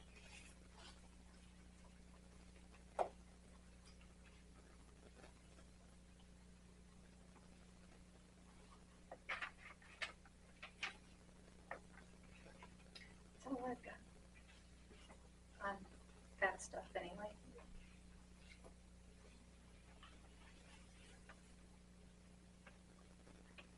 When it's broadband? Yeah, on the broadband, they have started in Whitefield and Dalton for bringing in the fiber optic. That is expected to wrap up mid-November. And later on, they'll probably reach out to give further details as we get closer to the wrap-up of all of that. It will be in stages. The initial will be the fiber optic line being wrapped around the current copper lines owned by CCI.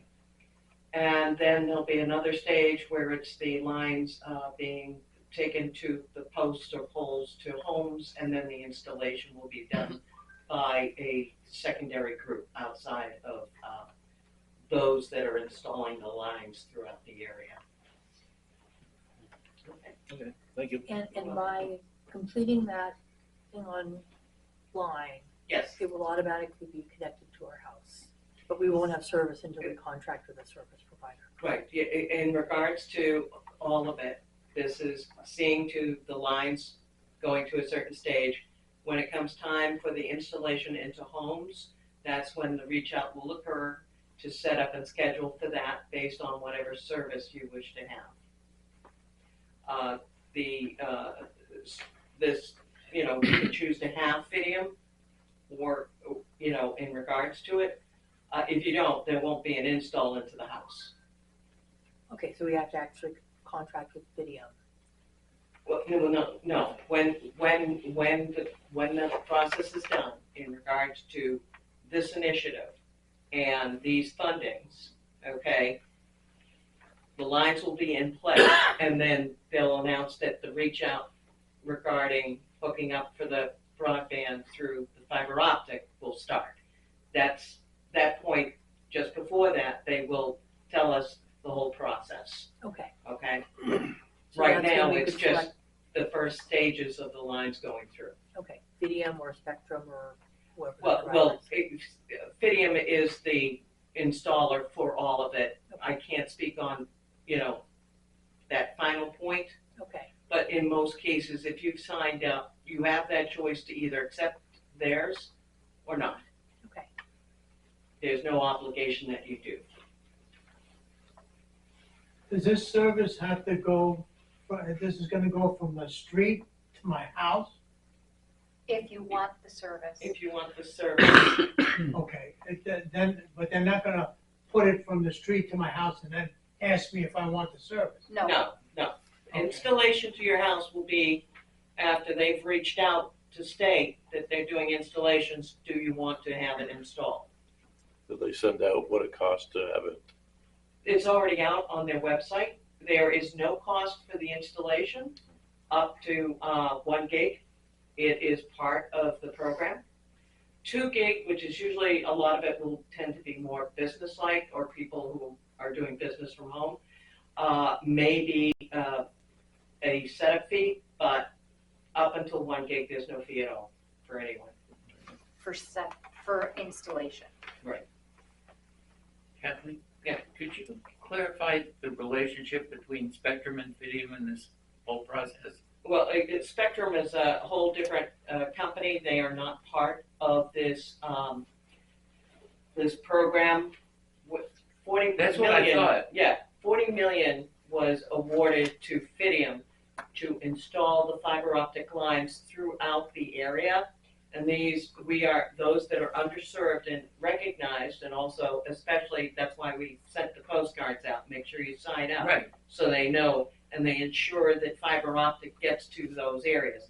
Now, there are probably a few that have been missed, and we're asking anybody who tries to sign up on Fidium, if it says they can't locate their address, they need to reach back to the town so we can give that list of locations to the broadband committee for Coas County, because they're trying to make sure with the additional bonds and projects coming to get the funds to reach to those people. Because the last in line will be the areas where much harder to get lines to because of distance or maybe only a few people Right. or I anything like understand all that. that. My question was about Spectrum. who Spectrum a- is not a part of it. Who a year ago claimed to be installing fiber up Dalton Mountain. Fiber, Did they- one way to confirm whether or not it's fiber optic, there are orange tags on the line that No, is I know installed. all of that. Yeah, I'm trying to answer your question. Okay. I can't speak to what Fidium put, not Fidium, but what Spectrum installed, okay? I can only speak to what's going on in regards to this whole budget program that has been done and the funds that were awarded. But what I was advised, if you need to know and understand which is fiber optic and which isn't, that there is orange tags that are placed on that line that is installed. True. Anybody that does not have, any of them that don't have that is not fiber optic. True. Yeah. Not my question, but we'll talk But, another time. your question was in regards to There's no Spectrum. correlation. That's There's the no answer. correlation. They're not a part of the whole program. That I get told also. you might be on their own terms. This is what I'm thinking.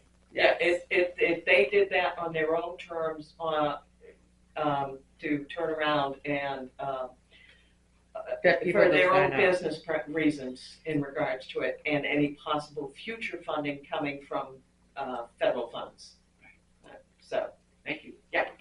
Because I know they knocked on my door sometime in the last year and I didn't talk to them. I just said thank you. Yeah, they were knocking on a number of doors and places, but they are not part of the project that was paid for with all the government funds that was received. There was only two groups covering Coas County, and CCI Fidium is the group that was taking care of Whitefield and Dalton. So that's pretty quick. It's coming up in the next couple of months. Yeah, so that went a lot quicker, and their goals are for some of these places, some of the remaining places weren't gonna start until January, and it looks like it may move up to the last quarter of 2024 because of how quickly they're able to establish these lines right now.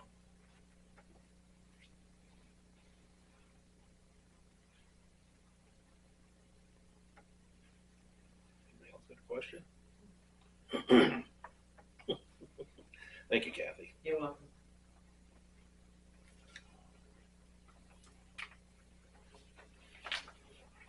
Don't picnic area committee?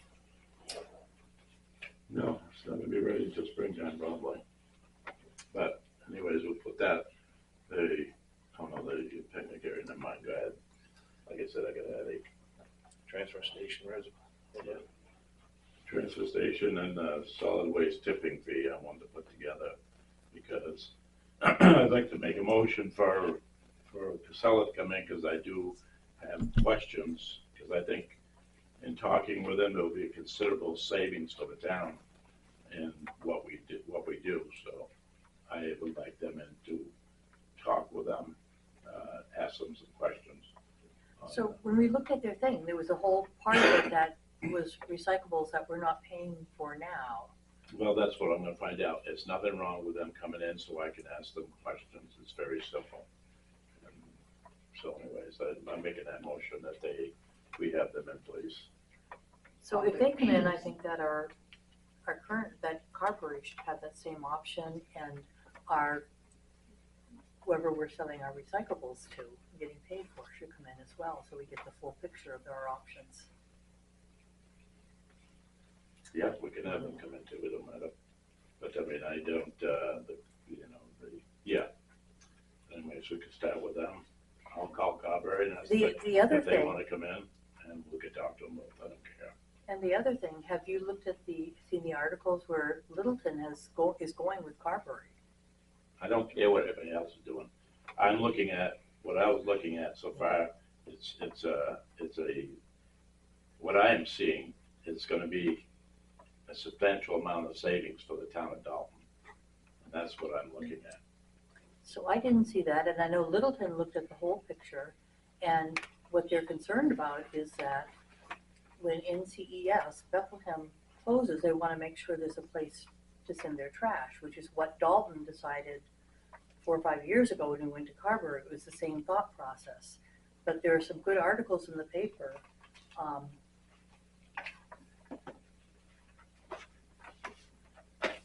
That show their thought process, and I think it's worth reading them. I don't know if I have them with me tonight. I didn't know we were going to be talking about this tonight.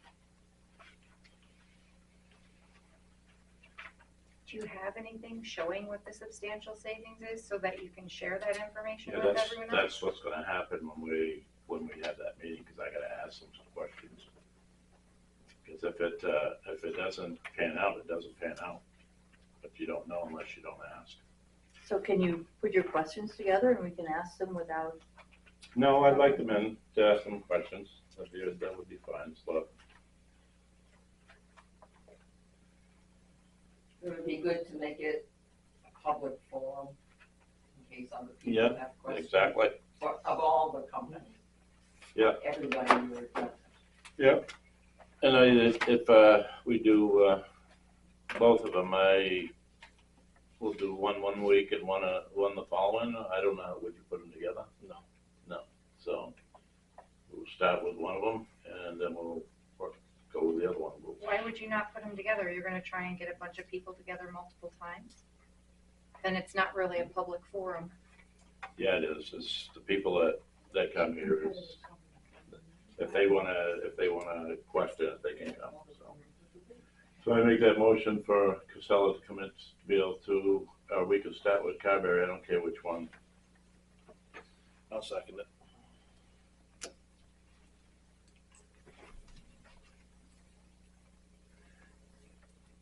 All those in favor? Aye. Nay.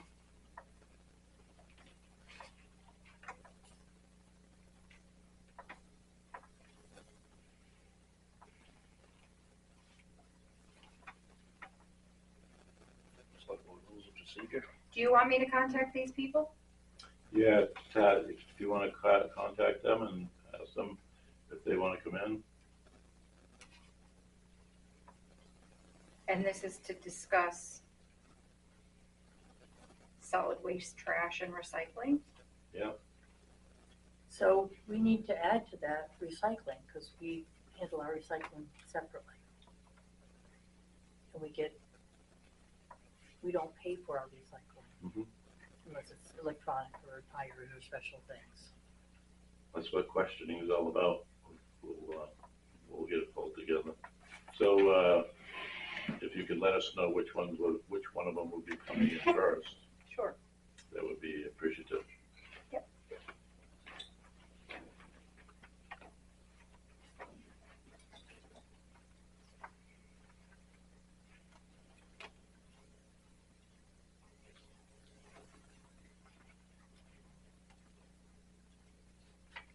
Selectboard rules of procedure.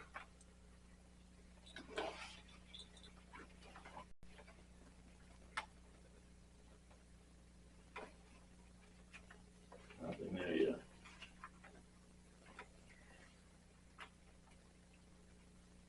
Twin State Rails. Railroad trails. No We've update. taken care of that, haven't we? I sent her the information and, yeah, nothing yet. I got some input on that though. I was talking to a realtor and she stated that she sold some rail, because they closed it down, some property back or two owners next to it. So how can they use it if it's, if they don't, if the track's not there anymore? I'm sorry, can you say that, repeat that again, please? I was talking to a realtor, and she said that she sold 2 properties of this rail system to some people. I don't know who, I didn't get into it. But I didn't know if you know anything about that. I mean, that's gonna be an issue for them to run through, you know, if they sold the property to Well, wasn't it to the rail company, no. Vermont Transit? Didn't they say that they bought the? My understanding that she sold it to some residents. The actual rail line or the abutting property? But the way it sounded like the rail line. No, I'll ask her again, but no. My husband is involved with the Dalton Ridge Runners, and according to Alan Rexford, the railroad owns the bed, the rail lines, whatever. It is owned by okay. the railroad, and they're not gonna give it up because down the road. It must have been a budding property then or something. If trains wanna come back, they want to be able to Yeah, reset the lines and run it. So the Right. rails to trails, that, to my understanding, and this is from Alan Rexford, who goes to all the Dalton, yeah, all that stuff, the snowmobile stuff, it is owned by the railroad company. So she misspoke, or she didn't speak correctly, because she can't sell what she doesn't own. She can Right. abut to it, but she can't sell the railroad tracks. But what about the piece that Alan Rexford does own? Is that part of that Rails to Trails proposal? I don't know, that's all my husband kept saying, the railroad does not want to sell or relinquish ownership of the line, and maybe it's a It's a right of way in right the of way. event, down the road, they wanna reinstitute trains. I believe the piece across from ours, Merritt bought that section of railroad, so maybe the railroad's not going into every place it used to go. Because they pulled everything up, They pulled the rails up. yeah, and my understanding is they bought that whole piece. Yeah, I did ask about this, it's a different meeting I was at. And, my understanding is in regards to the bed and everything, even if the lines have been yanked out, they will put them back in. Because they did do that down along 142. And we put the question, what if? And they go, they'll put them back in. They're gonna raise the road back up too? When we reached out to them, they said they were going to reactivate the Yeah. lines. Because we reached out and they responded to us. I don't know why she said that then, must have. Well, anyways, it doesn't matter. Can you elaborate on that? What does town of Dalton have to do with the rails to trails? Is somebody asking for a right of way through it, or? Just asking for continued support of this rails to trail system, Oh. that's all.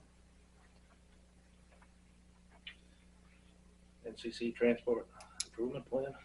Nothing, no update.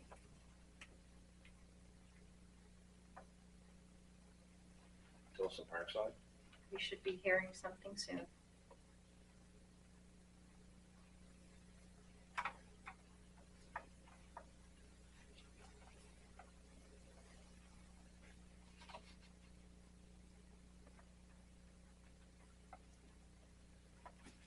Personal policy changes?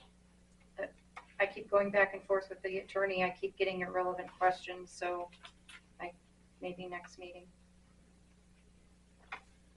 You said Adam didn't want another equipment operator? Correct, he said he's too busy, he doesn't have time to train somebody right now. So, we're gonna close it for now. Bridge repair, state work? That's the Legal. fund, No. no, it's the funding we got for repairing bridges from the state 2 years ago. Right. We had 2 years to use Oh, it. yeah. And I know the last time we talked to Adam, he had plans to do work on the bridges. At And Faraway. if we don't use the full amount, we'll have to return the balance to the state, is my understanding. Right.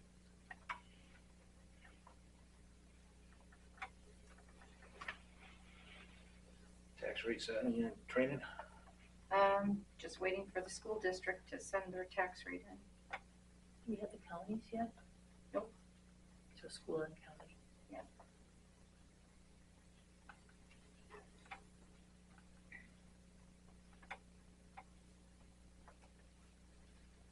Tax bill insurance, Tax bill issuance. issuance, Can't do that until the tax rate's set. Just need to try and get them out ASAP. deeded property auction. No update. Well, there's an update, but it's a non-public update. Right to know responses.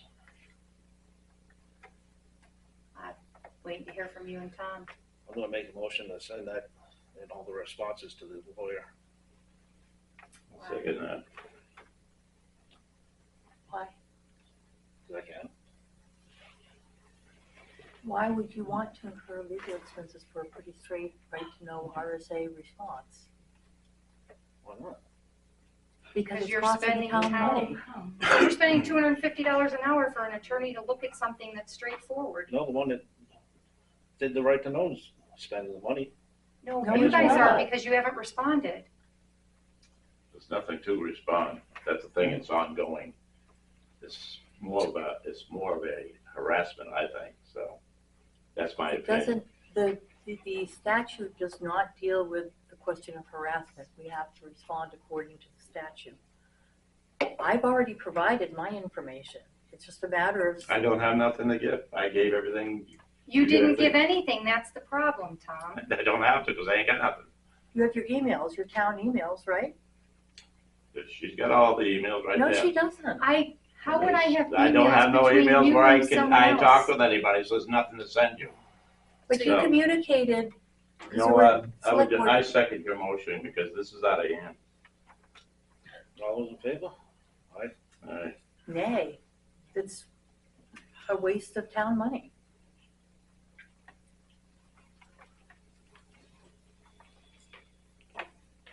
Do you need clarification about which right to know I sure would like clarification, yeah. they're asking about? Which one specifically, please? We'll get back to you when we get it figured out, I Then guess. we can't have a motion without the specifics. The same ones you've been doing. I don't know why you think this is funny. But there are at least 3 that I can At think of least off 3? the top of my head.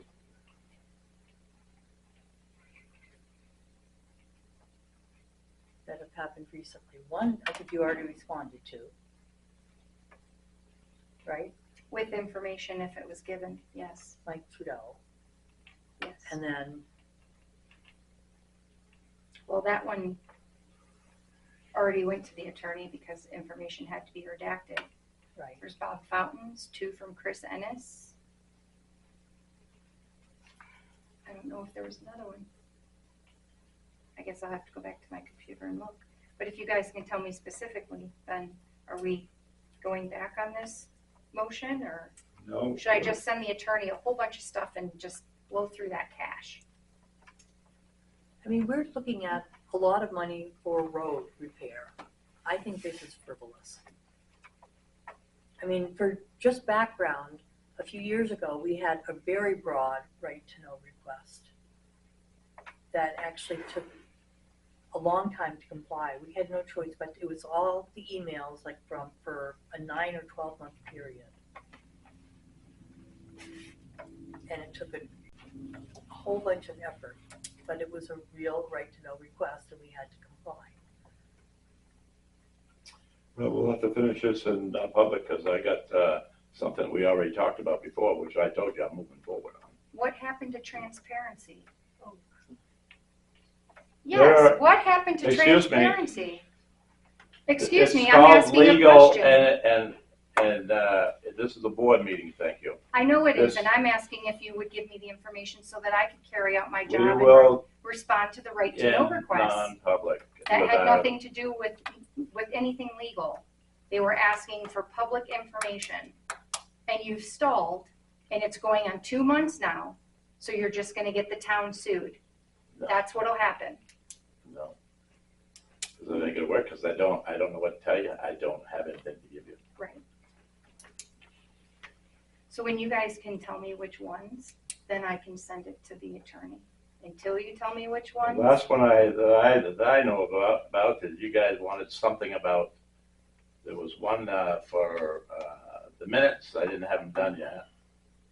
And there was another one that, I talked to somebody on the phone and you want me to type it down when I talked on the phone and, you want me to give it to you. Those are the two right to know things that have been coming at me. no, that was a specific question that you asked me, how you turn in something on a phone call and said that you weren't giving up your phone. And then I said, I don't want your phone, but you're being asked about the details of the phone call. So There's no details. I responded and said you would write that down and hand it over. Just like if you had an in-person conversation, that's what the right to know was asking, was any and all conversations, emails, text message, phone calls. It's crystal clear. I don't know what you're asking an attorney to look at, and I don't know what response you're expecting the attorney to give, because the response would be, it's a 91A request, and the select board and anyone on the select board who's addressed in the right to know request must comply. So, I mean, I won't even charge you for that answer, but that's about what you're gonna get verbatim, because it's a RSA, it's state statute. There's nothing non-public about it.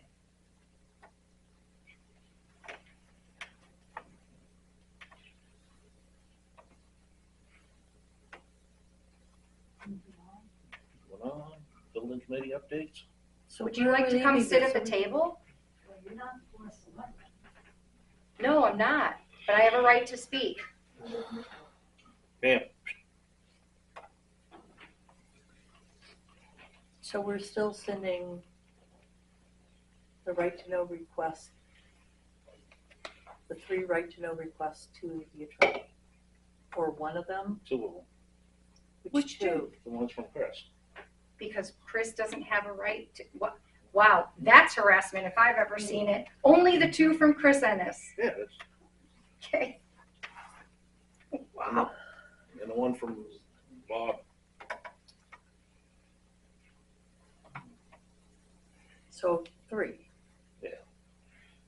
And what exactly would you like me to ask the attorney to give as far as feedback goes?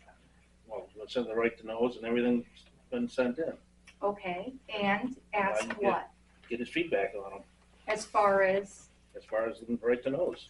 As far as what, though? As far as what about them? Like, are you required to answer? Are you not required to answer? Is there additional information? I mean, I don't he know. couldn't answer that any more than I could. If there's additional information, that's why you're being asked for it. There's another way of, so that we're not spending the money. We can, because with what I am going forward with, it's gonna be,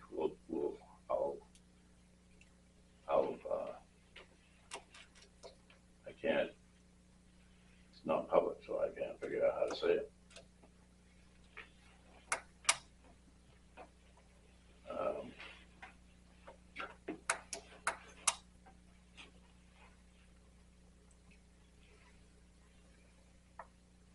So just redact, Yeah, for now. For now. I don't know what to do. redact it or what do you say? Rescind that Rescind. motion. Rescind it.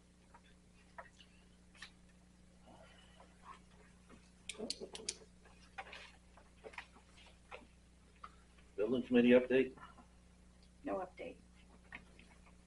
conservation.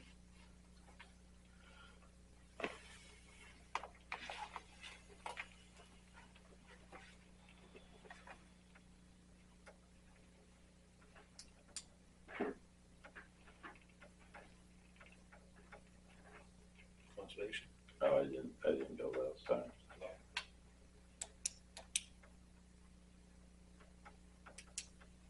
If you were here,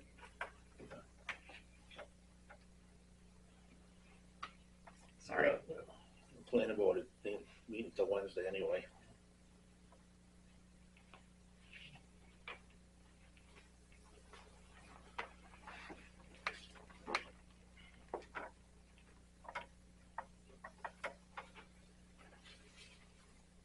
Energy?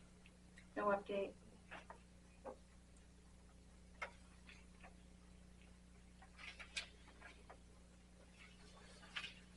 New Hampshire Clean Diesel grant? The grant extension was approved to September 30th of 2025. Can you tell me a little bit about that, seeing how I couldn't get the information from you? Sure, what would you like to know? Tell us about the grant. How many times have we talked about the grant? We submitted for a grant for the replacement of our old international dump truck. We received the grant up to an amount of $61,045, which is partial pay on the town. It's a reimbursable grant, so once the town takes possession of the truck, if the town takes possession of the truck and pays for the truck and gets it retrofitted so that it can be used for snow plowing, then we would submit all of the required criteria to the state, and the state would reimburse us for up to $61,045. If we don't take possession of the truck, then we don't get anything because we don't spend anything.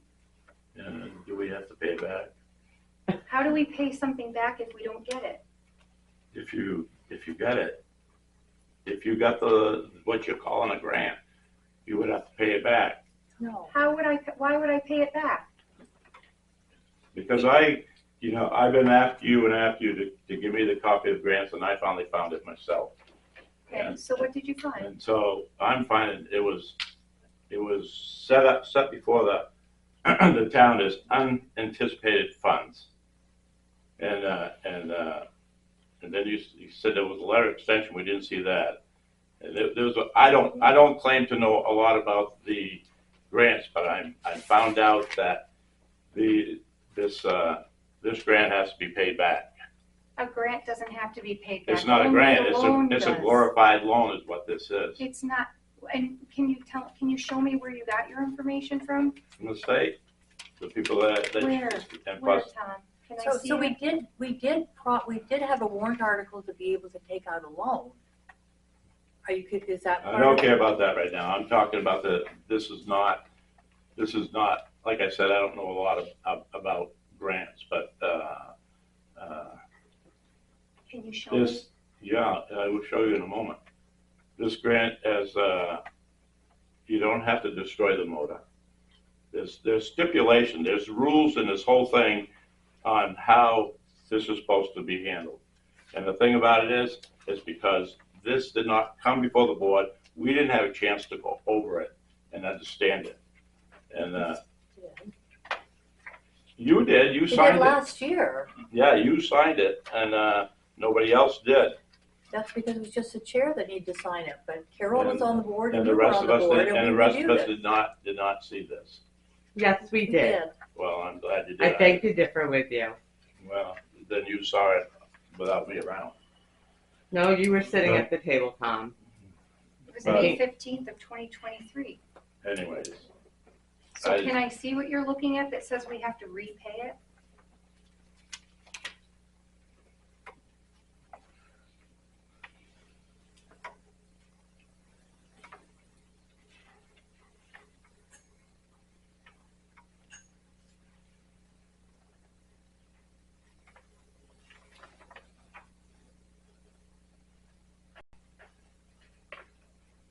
Okay, I see some highlighted stuff, which doesn't say anything about repaying it, is it?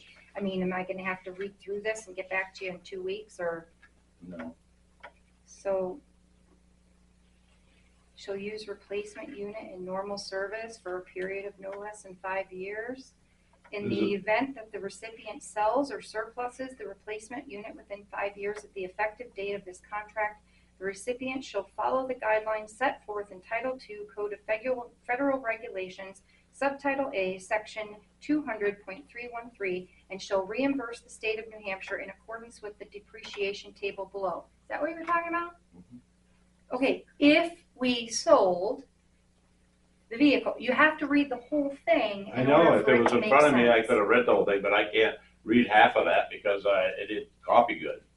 The recipient shall register the replacement unit in accordance with New Hampshire law, maintain the replacement unit in accordance with the manufacturer's recommendations, not make modifications to the replacement unit, including its engine or exhaust, and make the replacement unit and related documents, including maintenance records, available for follow-up inspection for 5 years from the date of grant approval, if requested by the EPA or NHDES. Okay.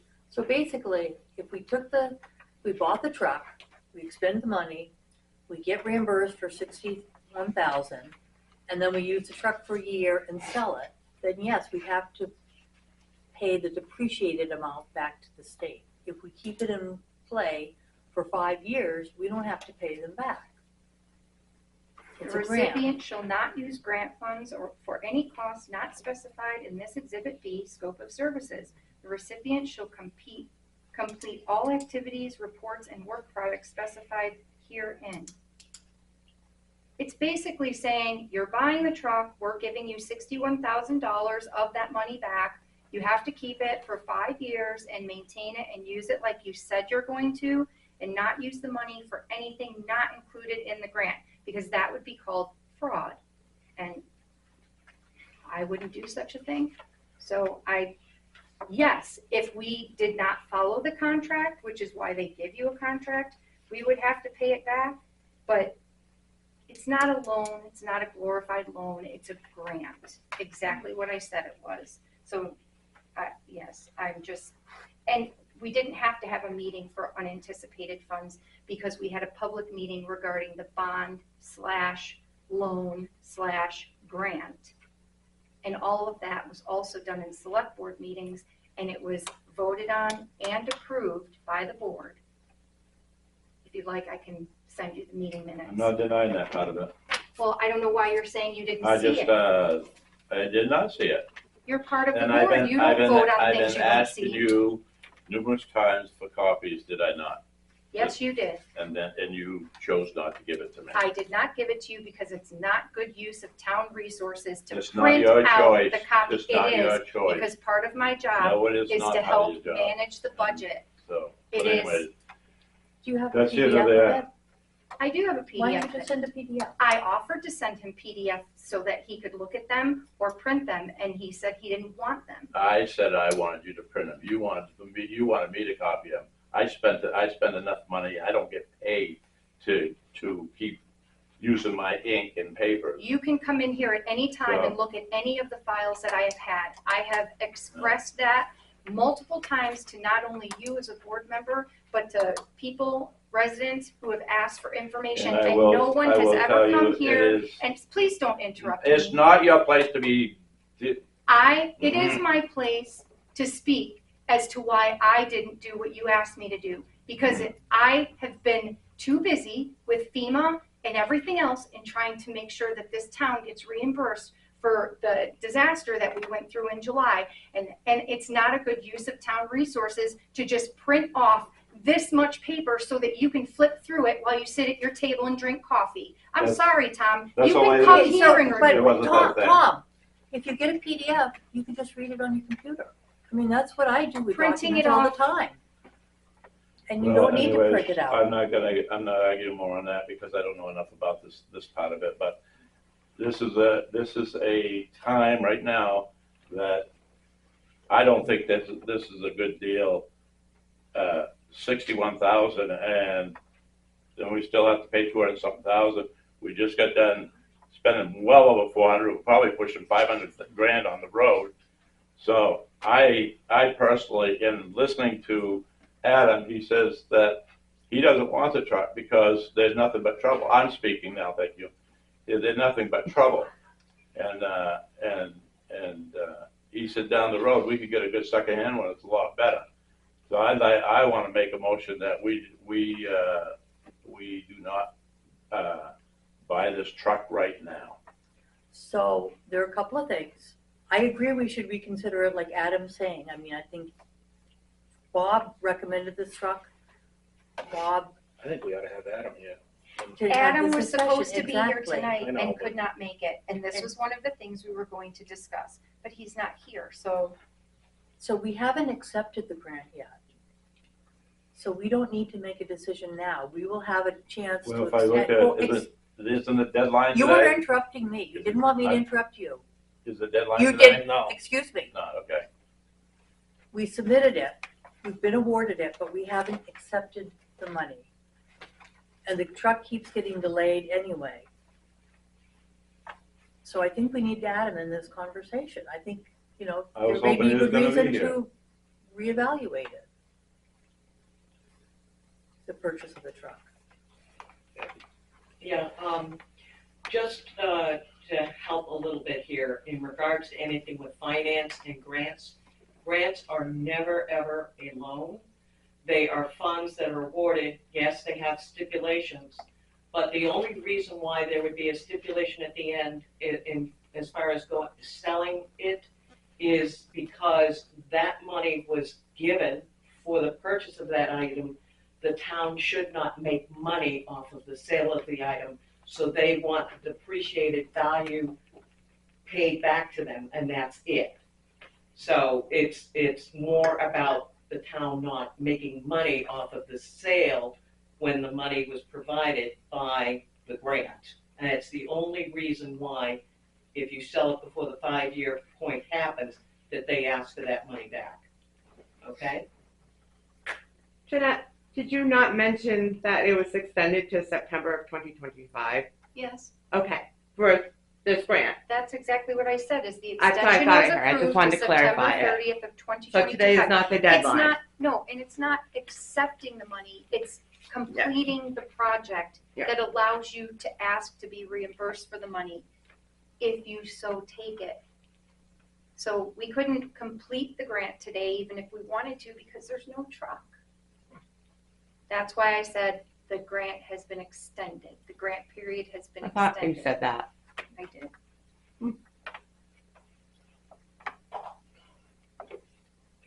CCIP tech? No System update. grant.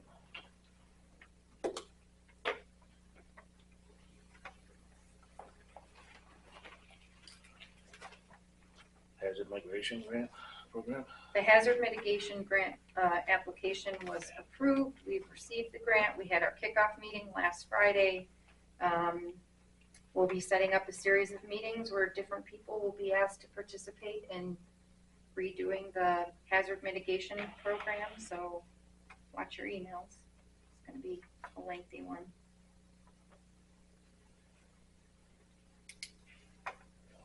Emergency road repairs? They continue. Any update on Smith Road? No. The attorney came back with a bunch of questions. Some questions I had already answered, so I'm waiting to hear back from him again.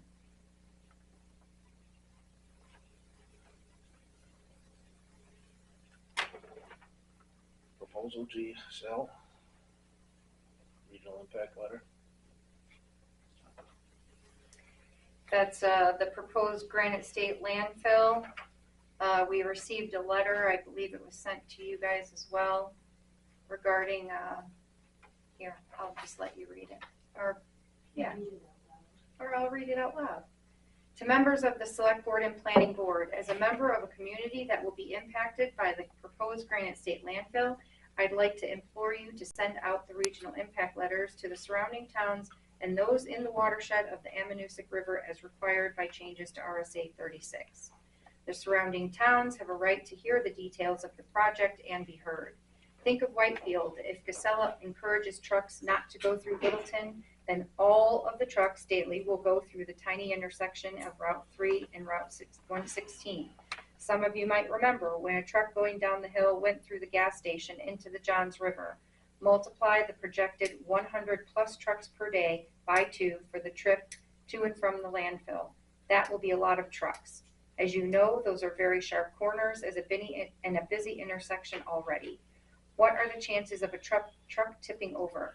Imagine if it is full of leachate or sludge right there in the center of Whitefield or anywhere else along the route. And there are Whitefield residents who live on Forest Lake, whose peace and quiet and fresh air will be disturbed. The people of Whitefield deserve to have an opportunity to express their opinions. Then there is Twin Mountain. The intersection is larger, but most trucks will rumble through there too, disturbing residents and businesses. Same with Bethlehem. up the dangerous long hill, right through the busy Main Street, businesses and restaurants, past the elementary school, then down another dangerous hill. As of now, trucks going to NCES are not allowed through Main Street. Bethlehem also has homes that will probably have a clear sight of the landfill since they already can see the gravel pit. Bethlehem's emergency services will have to respond to any accidents caused by the increase of truck traffic along a stretch of road already burdened with collisions. Then there's Woodsville. They get town water from the Ammonoosuc. Don't you think they should have a right to chime in? Of course, there is the environmental impact to all who live near, swim in, fish, and just plain love the Ammonoosuc River, including wildlife. I could go on, but hopefully you get the picture. So please do what the RSA instructs you to do and send out the letter and declare the regional impact of the proposed Granite State landfill. I really cannot understand why you would not be fair and courteous to your North Country neighbors. Why would you want to fight against the NHRSA, especially since some of the neighboring towns will be impacted more than the residents of Dalton who live on the hill? It really will have an impact on many, many communities. I hope you realize it is your responsibility to give the affected towns the opportunity to express their views. Thank you. Andrea Bryant, Bethlehem.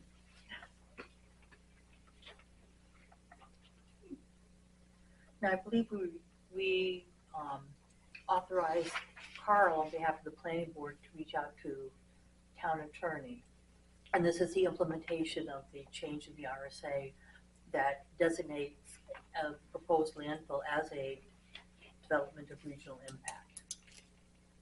There's no decision making, it is by definition a development of regional impact. So I believe Carl was looking into how it's implemented. Yeah, I think it's the 1221 or whatever it is. I don't remember the citation. HB 1221. 1221. And I believe it also mentions that it has to have a permit in front of the planning board, which there is none. It actually doesn't, but it depends on if you read it as one or if you read it all together. We looked at that today. Kathy came in and we were looking at that today when we were talking about some other things. Okay, I don't want a long story, so I retract what I said. What I did was turn around and print it off for you. So that way you could see what it was. Okay?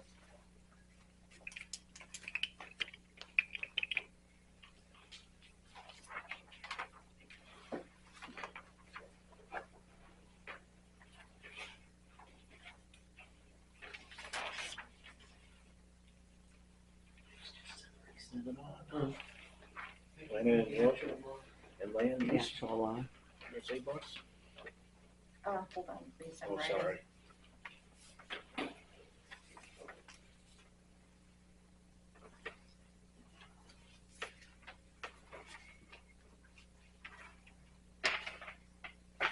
North Country Council has their books available to order for the RSA planning and land use. I need to order them by a week from tomorrow. We usually order a couple, 2 or 3. And with new members on the planning board, it might be good to order one for them.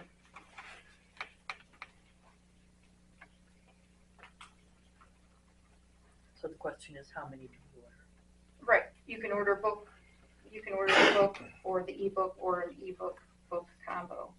And can you refresh my mind, they're like pretty reasonable, like $10 or something? $12.50 for the book only or ebook only, and $17.50 for the ebook book combo.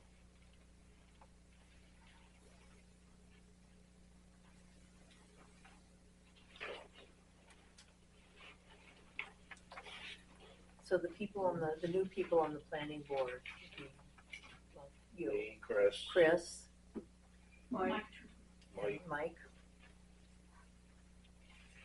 that it, and Emily.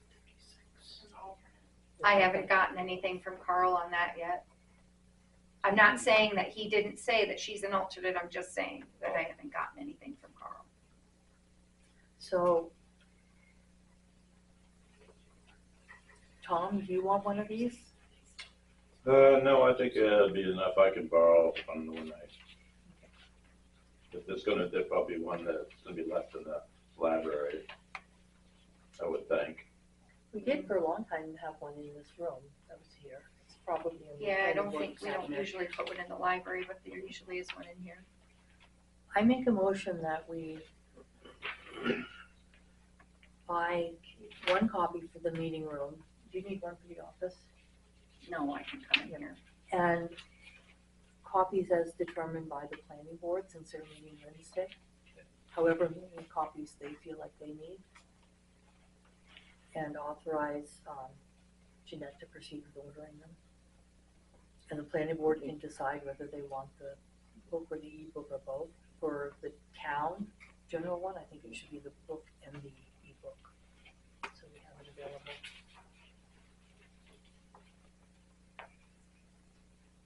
Are you going to the meeting Wednesday? Can someone, Eric, Chris, Terry, whoever, ask the question and get me the answer, because I have to order. Yeah, by what date? If I can have it by Thursday, that would be great. The day after the meeting? Yes. Just shoot me an email that night even, works, and then I'll order it. I'll second it. Those in favor? Aye. Hi. Can she buy a book through you guys?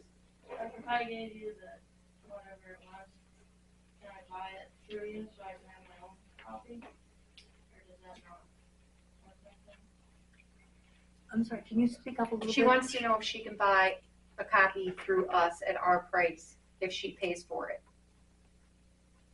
It's for town use, so it's, I mean, I think, you know, as a planning board, if you're an alternate on the planning board decides you should have a copy, then that's fine, but it's not for personal use, it's for town use. Yeah, I know.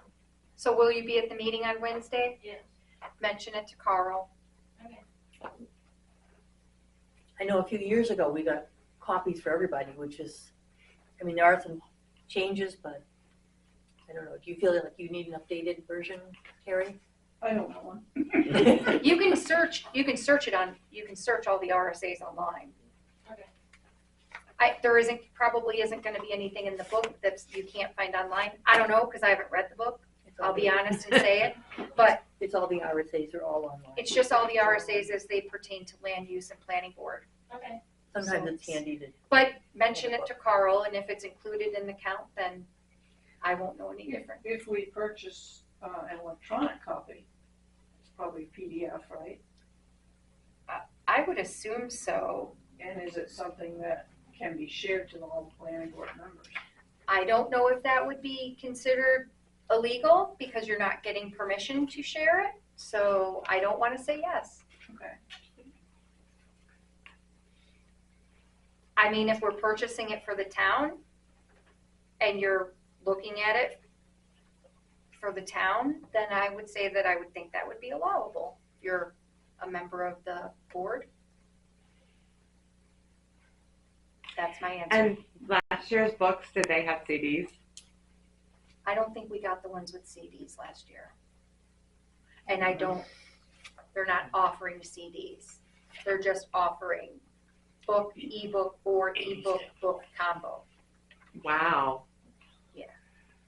I mean, CDs. they used to come with CDs, you plug them in your computer and. Yeah, except for my computer doesn't take CDs, but yeah. I was gonna say, most computers Well, don't have, you can take get a CDs. burner. They don't drive anymore, you know. They probably give you a link so you can. Yeah, they probably do give you a link. Okay, The town clerk audit? so DRA came in and did our town clerk audit. Everything was good, with the exception of our ACH payment to the state. Apparently, when it was set up before I got here, it was supposed to be done on next business day, unbeknownst to me. Last year's audit was fine. The guy never said anything. This year, the woman looked at it and said, you guys need to put in a request for an alternate deposit schedule because your Thursday deposit is missing the Tuesday. Your Thursday money is missing the Tuesday transfer by a day, because our treasurer comes in on Wednesdays. At any rate, I sent a letter, asked for the alternate deposit. It got approved by the director and it's all good. But I said, I don't. So you figured out I said, how to I do didn't it. set it up. I don't know. Yes. The woman told me what I needed to do and it's all good. Amazing what a day makes. Uh, Can change everything. Well, it was funny because the guy who came out last year said that there's towns that make one payment a month. I'm like, oh my gosh. He's like, so thank you for making your payments weekly, but whatever. So by the alternate payment, we can make a weekly Yes, trend. yes. With the approval of the alternate payment schedule, we're fine now.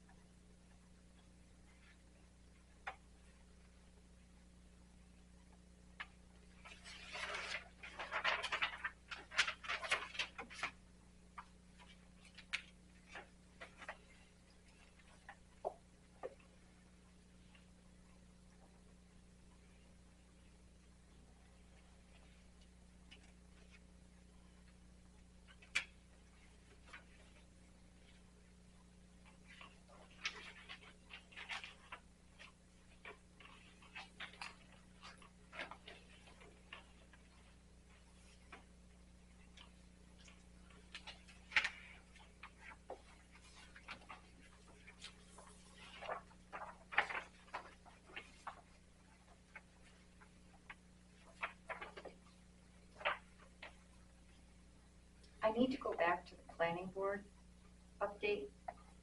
I had mentioned this earlier, but I didn't say anything about it because you just said, oh, they're meeting Wednesday. But I received the email from Chris regarding the canvas glamping under canvas, and that they're set to give a formal presentation on Wednesday. And once they do that, we have 65 days to give our decision. So in order to make the decision, we need to understand the value of the property once it's out of current use, as well as the expected annual tax payment for the future. They want to line up an assessor and need to understand what the assessor will need and when, so that we can ask them to provide that information as soon as possible.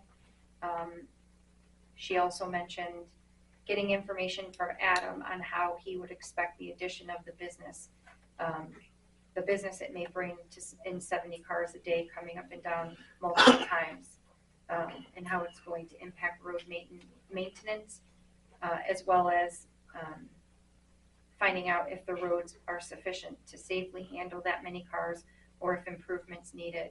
If improvements are necessary, they would like to know what we think they'll be and how much we estimate them to cost.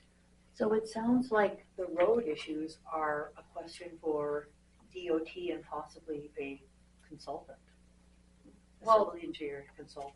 Well, I don't think it's a question for DOT, because we don't have anything to do with state roads, and that we're more concerned about, I think, Blakesley. Okay, so there may be a private consultant which the applicant should pay for, or Yeah. Yes. And maybe an assessor can assist with that as well.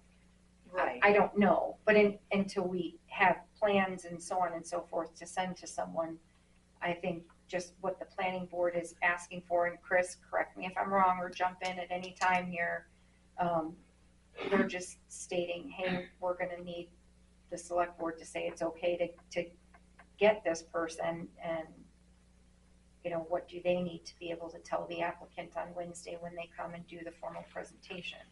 So why do they need the assessment piece now? The applicant is asking, or?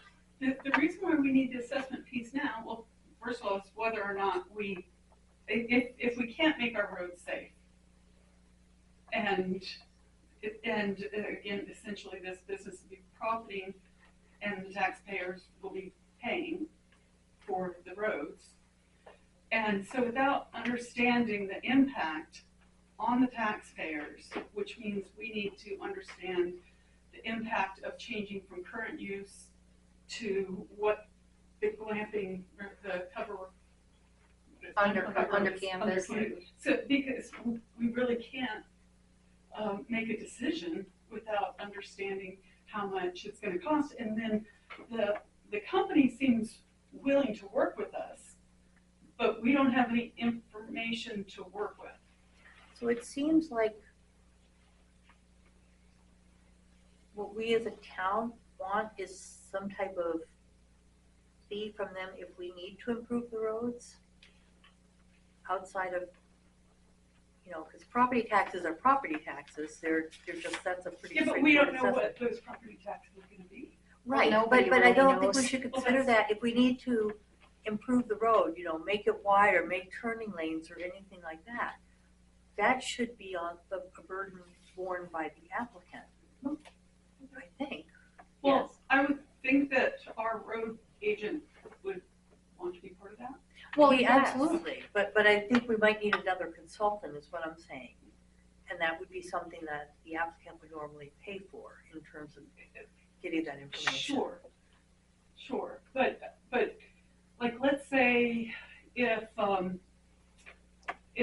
their assessment, and then it ends up that they only pay $500 to our roads for maintenance. I don't know, we don't know how much, I've looked at campgrounds that are assessed at $60,000, and I've looked at campgrounds that are assessed at $4 million, and there really doesn't seem to be a rhyme or a reason for these assessments. But if it's, if this just gets assessed at about 60 or even $2 million, the amount of money that comes to the municipality is something like $6,000 a year that comes to Dalton. And and that's not just what's going to the road, that's Dalton, that's for, that's the municipality. So whatever, that would be for fire and everything else. And so so if we say, oh yeah, you guys can come, and then all of a sudden you each year, the burden on our town is so great. We don't have any, we can't shut them down. So Right, we might need to negotiate a pilot agreement with them. Except Payment for, in lieu of this does not taxes. qualify for a pilot agreement. Why not? I don't know, you have to look under the laws, but I looked under the laws, and this doesn't qualify. So, yeah. Since when does the planning board allow or not allow businesses in Dalton? So in this case, this is a campground, and it happens to be one of these special exceptions. Chris, did you say that they're actually coming for a presentation this Wednesday? This Wednesday, yeah. Oh, well, that's what Carl said last meeting. I thought that he said it could be. Oh, well, But I okay. hadn't actually seen anything yet. I hadn't either, other than what he said, Yeah. yeah. Just based on what she said. So I'm not sure if they're actually going to be here or not. Okay. But I mean, even Yeah. so, finding this information out, but would help us make the decision. I think until there's final plans and things of that nature that can be reviewed, there's not gonna be any way to try and figure out what the assessed value is going to be. Right, I think what the next time they were gonna talk to us, they were essentially, I mean, I don't know what final plans are, but they were gonna submit all that. Sure. And we've not gotten anything yet. Yeah. My guess would be they're probably not coming tomorrow or Wednesday, but who knows? Besides But I that, think I'd encourage the planning board to talk to them about paying for us to hire a consultant to look into to work with Adam as road agent, to look into road capacity. And also, the other thing to worry about is just drainage and all those other things with what they're planning to do in terms of the layout.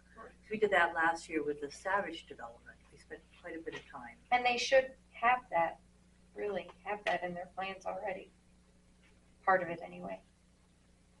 Yeah, I don't know, I was asked to say, what information do we need so that we can figure this all out? And, I mean, I have no idea, this is the first time I've been on the planning board and I'm learning. What is the special exception for? Gosh, right now, I don't know. It's in the planning board regulations that's been established for quite a few years, way before. State or? Both. It's both, but the town does have it in the planning board regs.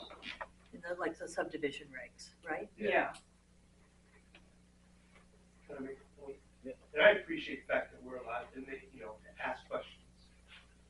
When the planning board did the 10-year update, whatever was that, last year, year before, one of the things they were trying to sell Dalton as is tourism, and bringing people into town, and bringing tourists into town. And this is absolutely exactly what that whole document is saying that we want to do. And so I would be, as a town, I'd be doing everything we can to support that document. That was a lot of work, and it was $20,000-$30,000 that we invested. And it appears to me, and it's the first time I've even heard of this. I'm kind of in the dark a little bit, but I'm trying to figure it out. It's campground. I know what a campground is, and that's exactly what the town touts itself on. Sure. It's tourism, so we should be doing everything in our power to work with these folks. And I'm not saying you're not. Don't get me wrong. I'm not saying you're not. No. I mean, I agree, but to say doing everything, so that's, I mean, I agree.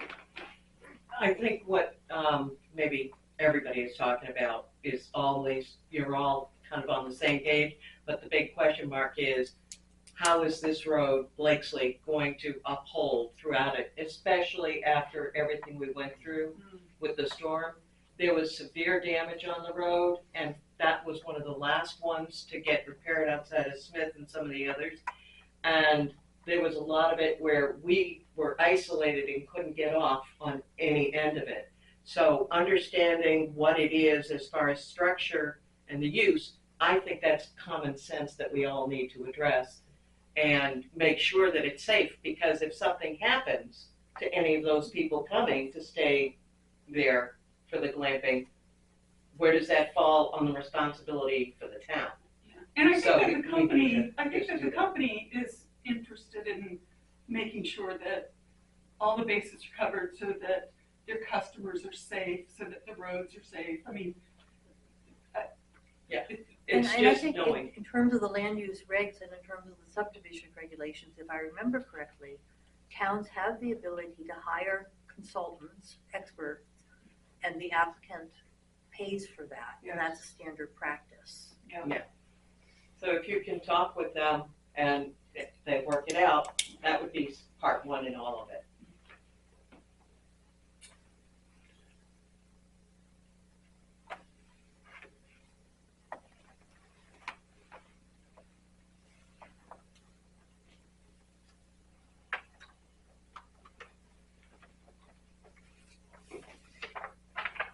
Any more questions? I got one more thing here. We have a warrant article, that's Article 15, that was said by the people, petition warrant article. We underside request that the voters of Dalton require the select board to provide a detailed line-by-line itemized budget to the voters at the budget hearing meeting, and at this detailed budget be updated monthly with expenditures and balances made available to the public on a monthly basis. And that's something we have to, I throw that out there, we have to follow that because it was a town. So every month we've been reviewing that detailed report, and I believe anybody can come into the office and look at it. We have to do with what they asked. That's all I'm gonna say. So I'm glad you brought that up, Tom, because that was my next thing too. Kurt sent me an email about that through the website, saying a monthly itemized financial statement is required. We're into the 7th month since the warrant article is passed and yet to receive a statement. So I just want to make it clear that I'm not sending statements out to anyone. I'm not posting statements. You just signed off on one today. No, you don't. Let me finish, please. You signed off on one today. It's a detailed transaction report for all of the things that took place in and out of the accounting system for the month. I have those reports every single month. They're signed off by the select board. I have them. Anyone can come into the office during business hours and ask to see them. They cannot take them. They can ask to see them. That's correct. And no one has ever come. So I responded to Kurt. I don't know if you guys saw, but I copied you because this was sent to you as well, and said that very thing. No one ever comes to see me. My Wednesdays are quiet, as if I'm not even open. So anyone can come and look at it. I have it right there in the office. So it's not that we're not providing it. No one's asked to see it. No one comes to see it. But you see the same report every single month when you see the reconciliations. It has the budget, how it started, how much has been spent, how much is left, a percentage. So I've been doing my part. Just I got these here. Are these anything? I don't know if I'm supposed to raise them or what the heck they are. That's spam. That's why I brought them in to find out. So just delete it. Okay. I would delete it.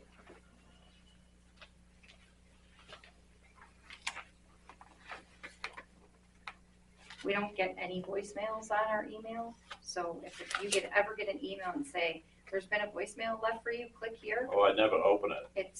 This is all spam. Yeah. Which is worse. Yeah.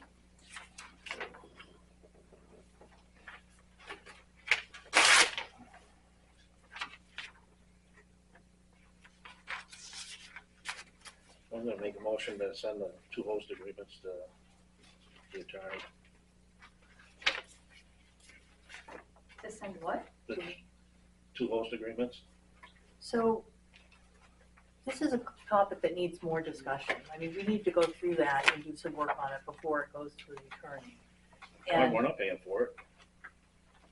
The seller is. we don't have an agreement. But they already said they pay for it. We don't have an agreement with them. Then maybe we need as a preliminary agreement that they will pay for legal and associated fees, but we don't have anything in writing from them. So right now, I mean, I'm happy, not tonight at 9:45, but I'm happy to spend time and go through that agreement and give you my perspective on a couple parts of that. I think we need to do that before we send it to the attorney and do some homework. Well, we've had it for quite a while, and we just keep putting this off. We keep putting this off, and we ain't gonna be able to get nothing. That's what's gonna happen. It's just a preliminary to find out how to get started. And we could have And it's- started by having a discussion. Yeah. Let's see what it's been, But we've how had, many months or years? I second your thing. and we've had quite a bit of things. We've had the flood and FEMA and other things, and we talked about priorities a meeting or two ago. And right now, our priority is through the regular business of the town and also to get our tax rate set. Well, I was gonna bring that up, that I just want to take note that the select board powers are limited to ordinary town business. And I think it's questionable whether, what's it called, a Host agreement? host agreement, that doesn't seem like ordinary town business. That is town business. No, it's town business, it's not ordinary town business. No. We'll look at the RSAs and we'll find it. Well, it's So like this. you guys are the select board and you should be looking at the RSAs. I'm not a lawyer, so you wanna send it to the lawyer, that's fine. But but it certainly doesn't follow in with ordinary town business. Yeah. I didn't say it wasn't town business. I said it's not ordinary town business. The select board has the authority to do this, and the thing about it is, none of us are lawyers here, and he's trying to find out the starting point of all this, because I know that nobody wants it, and that's all fine. You don't wanna, Wait, don't, if you've got nobody excuse me, let me wanting it, just finish this. I know you don't want a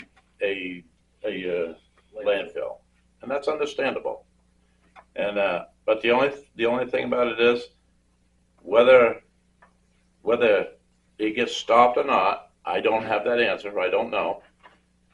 But in finding out how to handle this and get started, the worst case scenario, let's just say for instance that it doesn't go, then everybody's happy.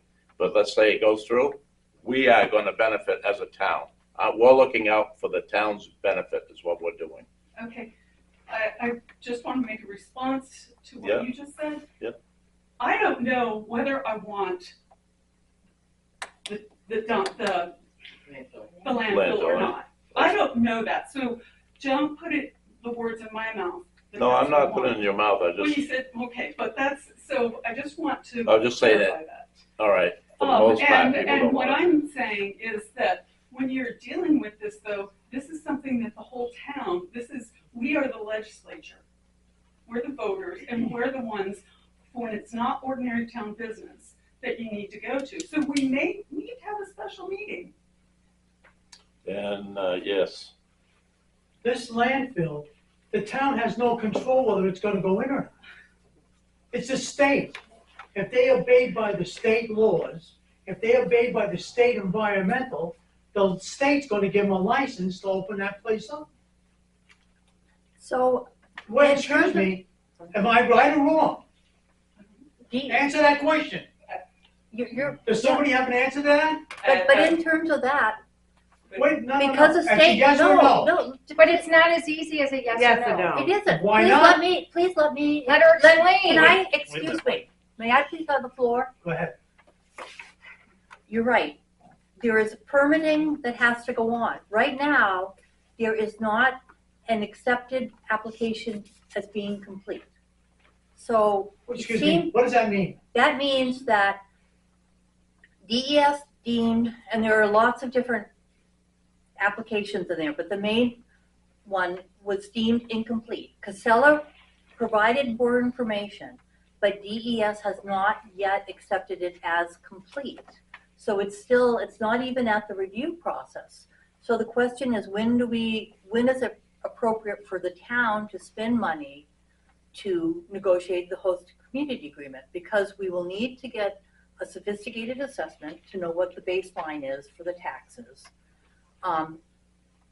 The current agreement is much different than the one you brought from Coventry, and it will take a lot of negotiation.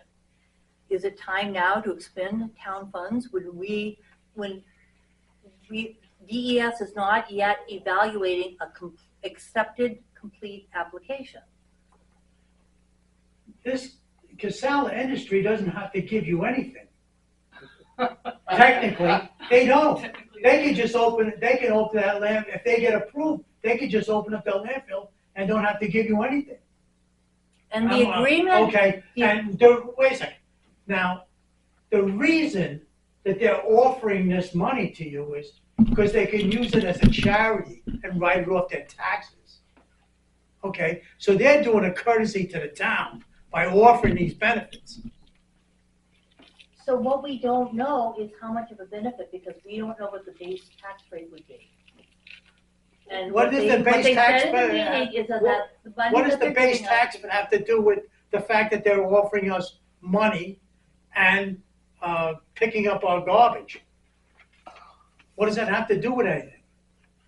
Because they would normally be taxed and have to pay taxes.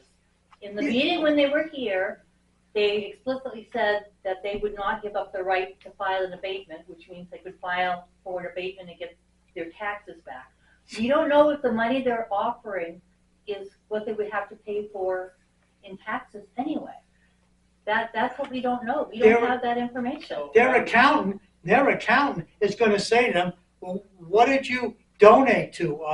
What did you pay taxes to? Oh, we paid to Dalton Town, $2 million this year. Oh, well, we're just gonna write off our taxes. That's how it works. They write off their taxes. Fine. Just like you, if you or me, if I donated money to some charity, My accountant says, did you donate any money to charity? Yeah, how much? Okay, we're gonna write that off your taxes. Same thing. And we're not paying for it, Casella's gonna be paying for the legal fee on that. Can we need to have that in writing. Oh, we can get that right. Yeah, it is in Well, writing. we need to have It that, is. that, It's that on would be the, the first step is to, It's on the host agreement that they will pay for it. The host agreement's not signed. It's, there is, anyways, All in favor? aye. Oh my God. no, you've gotta be kidding. They don't get it. Who's signing the check to the law firm? Who's signing a personal check to the law firm? That's what I want to know. Sorry. How, I mean, if you're saying that Casella's gonna pay for it, then we need to get that piece in writing before we send something to the attorney and incur legal expenses. I think that we could do that. Okay, then can we do that before we send anything to legal? Can we rescind that motion? I would No, like to not ask rescinding as a resident that you expedite the best route for reducing the cost to the town. It has nothing to do with whether or not there's a host agreement. It's about the expenditures for the town, because we're already spent a lot of money for redoing all our roads from the damages and everything else. I'd like not to be spending a lot of money if we can get a guarantee that they are paying for that fee. I'd be all for it, but I'll I rescind don't it see for it in now. writing. I'm sorry, what you, I'll rescind it for now until I get it in writing from Casella. and I think we need the cost of an assessment as well as any legal and associated things. I think we need to look at an agreement that they will pay for these things and look at it as a board. Well, you know, looking at it as the board, as I saw it, people tried and tried and tried, and I sat there, before I was here, I sat there, I listened to the whole thing, and you wouldn't give anybody the time of day. That's what it boiled down to, and it's still that way. We're just putting it off, and not doing anything. Why don't we have a special So, meeting just to talk about Point the of host order, agreement? point of order, we've got a board meeting here, thank you. Oh, I know, I'm here. Point of order. I've had enough, and I'm just gave you my opinion on it, and that's what's happening, you know? You rescinded it, it is what it is.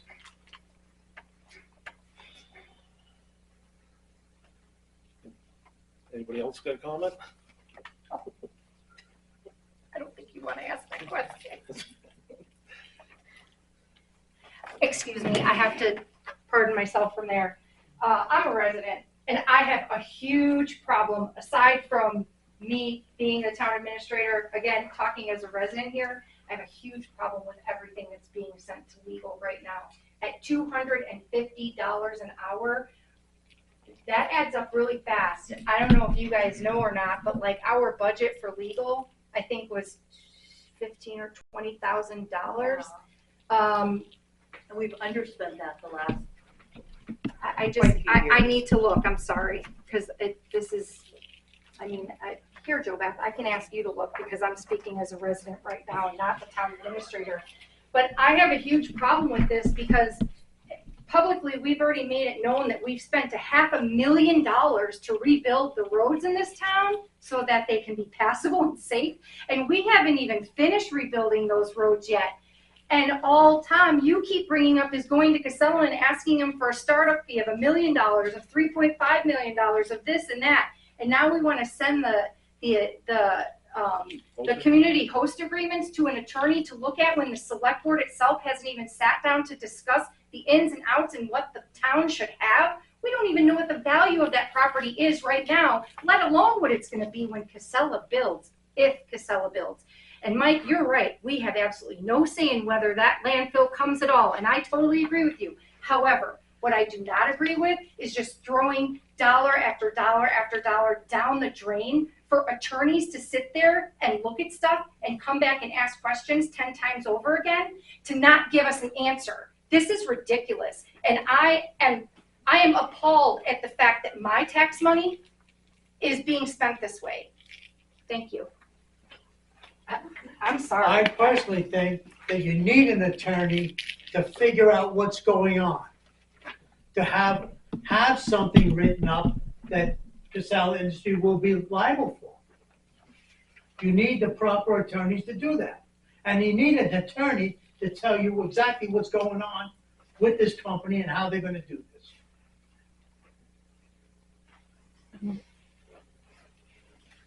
Do you think that maybe we should have like a sit down, have people's questions, come up with answers so that we don't ask the attorney 500 questions? We come down to maybe 10 questions we need to ask? Don't you think that would be cheaper if people, I mean, so what are we gonna do? Every time someone comes in and says, well, what about this liability? We're gonna call the attorney and say, hey, somebody brought up a really good point, and pay more money. We'll look into it. I think we need to. That's what the attorney should tell us exactly what our liabilities is and what their liabilities are. And that's what you hire an attorney for. But we already know some of those liabilities, and some of those liabilities we as a town can't even determine what those liabilities could be until there's answers to questions over here that an attorney is not the one providing the answer. But the attorney will know that. No, the attorney's gonna say, I can't answer this question because I'm missing X, Y, and Z of the equation. Well, And they're okay, gonna say, once you can give go me, ahead and get them and give that to them. after they've spent hours upon hours figuring out that they can't figure it out, why not give them all of the information? Can't figure it out. We have $4,900, because it's public information, $4,981 left in our legal fund. That was as of the end of August. I just want to make you guys aware. And that's about right, I would say, it's about 2/3 of what you budgeted. I mean, you spent about 2/3, you spent about 2/3 of what you budgeted. We have less than 25% left for the year. And that was as of August. And I'm not trying to be defensive, Jeanette, so I'm just please, saying. I know that, but you're coming across really defensive right now, and I'm not trying to be that way. Okay. What I'm saying is, it sounds like we're kind of on target as to how much was budgeted, time of year. Yes, there's about 25-30% left. There's about 25-30% of the year left till January 1st. So it sounds like it's about on target, give or take. Until we start sending everything to the attorney. I understand. And the other thing is, we want to save on other departments because of the highway costs that are so high. Not just now, I'm sorry, now is not the time. Speaking as Jeanette, a resident again, I apologize. Now is not the time to be frivolous with the money that we do have, because it's starting to run low. And that may be the goal here. I'm not really sure. I'd like to think that it would not be the goal here, but it's starting to run low. And unless we start to think twice before we just pull the trigger on certain things, then we're gonna find ourselves in trouble taking out loans at the end of the year, especially if the tax rate doesn't get set on time to start accepting payments the first week of December. So. But you just can't keep kicking the can down the road. But you have to gotta meet make as a decision. board to discuss what you want, gotta and then be you can done. send it to the attorney to I still bless think it. that the decision has to be made. Can't keep kicking it down the road. I make a motion that we adjourn the meeting. We, Whoa, no, whoa, public, you got some things to say. listen, we have a non-public, and Yeah, it's 10 o'clock. Yeah, and I was waiting patiently for public comment. Public comment. Now, I can take it, it's here now. Again, I'm not being critical, just a couple things that has occurred to me over the last few months. And do we have like a posted agenda for the meeting? Like, do we know what the topics are we're gonna talk about in the meeting prior to the meeting? No, I don't know. I thought there used to be posted agendas prior to the meeting so people would know what's will be talked about. Is that true, not true? What we talk about is basically the same. We don't post an agenda, no. Should we? I think we should. Because I know when I did the little committee work I did a year ago, I was posting everything prior to the meeting so people would know, here's what the topics are we're going to talk about tonight. And it would have to be obviously 2 or 3 days before the meeting so people would have time to look at it. So that's one question I just asked. Number two, I I know a month ago when I was here, there was talk about some kind of a permitting process that people were batting around as to should we or shouldn't we. And my 2 cents on that, as I've had a month to think about it. A permitting process could then lead to some sort of a building inspector. It could. A building inspector would lead to zoning, and we already kind of know where the town is on that. If the permitting is basically just a rubber stamp, if it's, this is what I'm proposing, I come in, I present it, and it's kind of a rubber stamp, okay, thank you very much, Mr. Weintraub, good, meets, you know, the minimal requirements we have here in town, I'd be okay with the permitting process, if that's what it was. If it's a permitting process that's going to lead to a denial of a permit, then you're going down a very slippery slope. And like I said, that could lead to a building inspector, that could lead to more expenses, that could lead to zoning, and again, we already know how the town feels on that. So, Jeanette? Can I answer that question, just to give you clarification? I guess so. Or go ahead with your last point, and then because I'll remember. I'm not here to be critical. I'm just making a statement. I understand. I just want to clarify. Go ahead, you can clarify. Just clarify. If something I said, you're wondering what I'm talking about. No, I'm not wondering. I just want to say that the permitting thing was something that I had brought up about businesses, because it was basically any non-residential building, because there are towns who request or require businesses or any non-residential stuff to tell the town what they're doing, they're moving into town, whether it be a business license, a business permit, whatever you want to call it. It's not meant to lead into any inspector or any zoning or anything like that. I actually spoke with one of the managers at DRA, and he said that there are a lot of towns that do that, especially towns who don't use the PA-28 form for inventory purposes, because that's the only way that they can find out what is happening to make sure that they're capturing that information for tax purposes. So if you have someone buy a home and retrofit it into a 5-unit apartment building, it obviously is going to have a different value than just a home.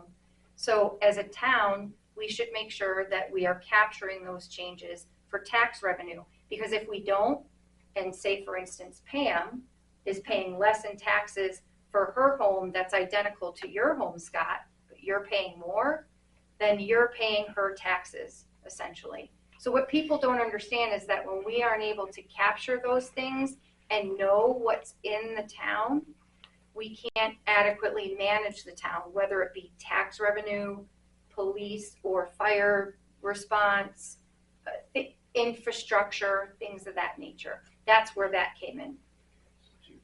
I think every year I get some kind of inventory. Yes, a PA-28. That if I've improved the property, yep, I have to report that. Yep. So that's already being done.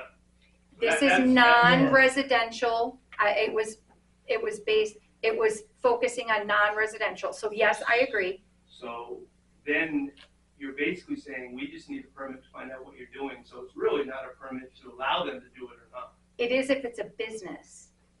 But how can we do that without zoning, without a building inspector? You could require a business license. Okay, this is what I didn't want. This is what I didn't want. Okay. Okay? Okay. I didn't want. I just wanted to kind of put my opinion out there. Okay. I may not agree with my opinion, but it's my opinion I deserve to have. Yep. My apologies for giving clarification. Well, never mind. I'm not going to go any further with that because it's not going to go anywhere good. Tom and Eric, thank you very much for, again, kind of following through with my request a month ago about looking at the cost of the trash and sending it 45 miles away compared to sending it 12 miles away, and the possibility of having a savings, which I suspect you're going to find. So thank you very much for that. That's all I have to say. Make a motion to go into it. I make a motion to go into non-public. Second. All those in favor? Aye. Aye.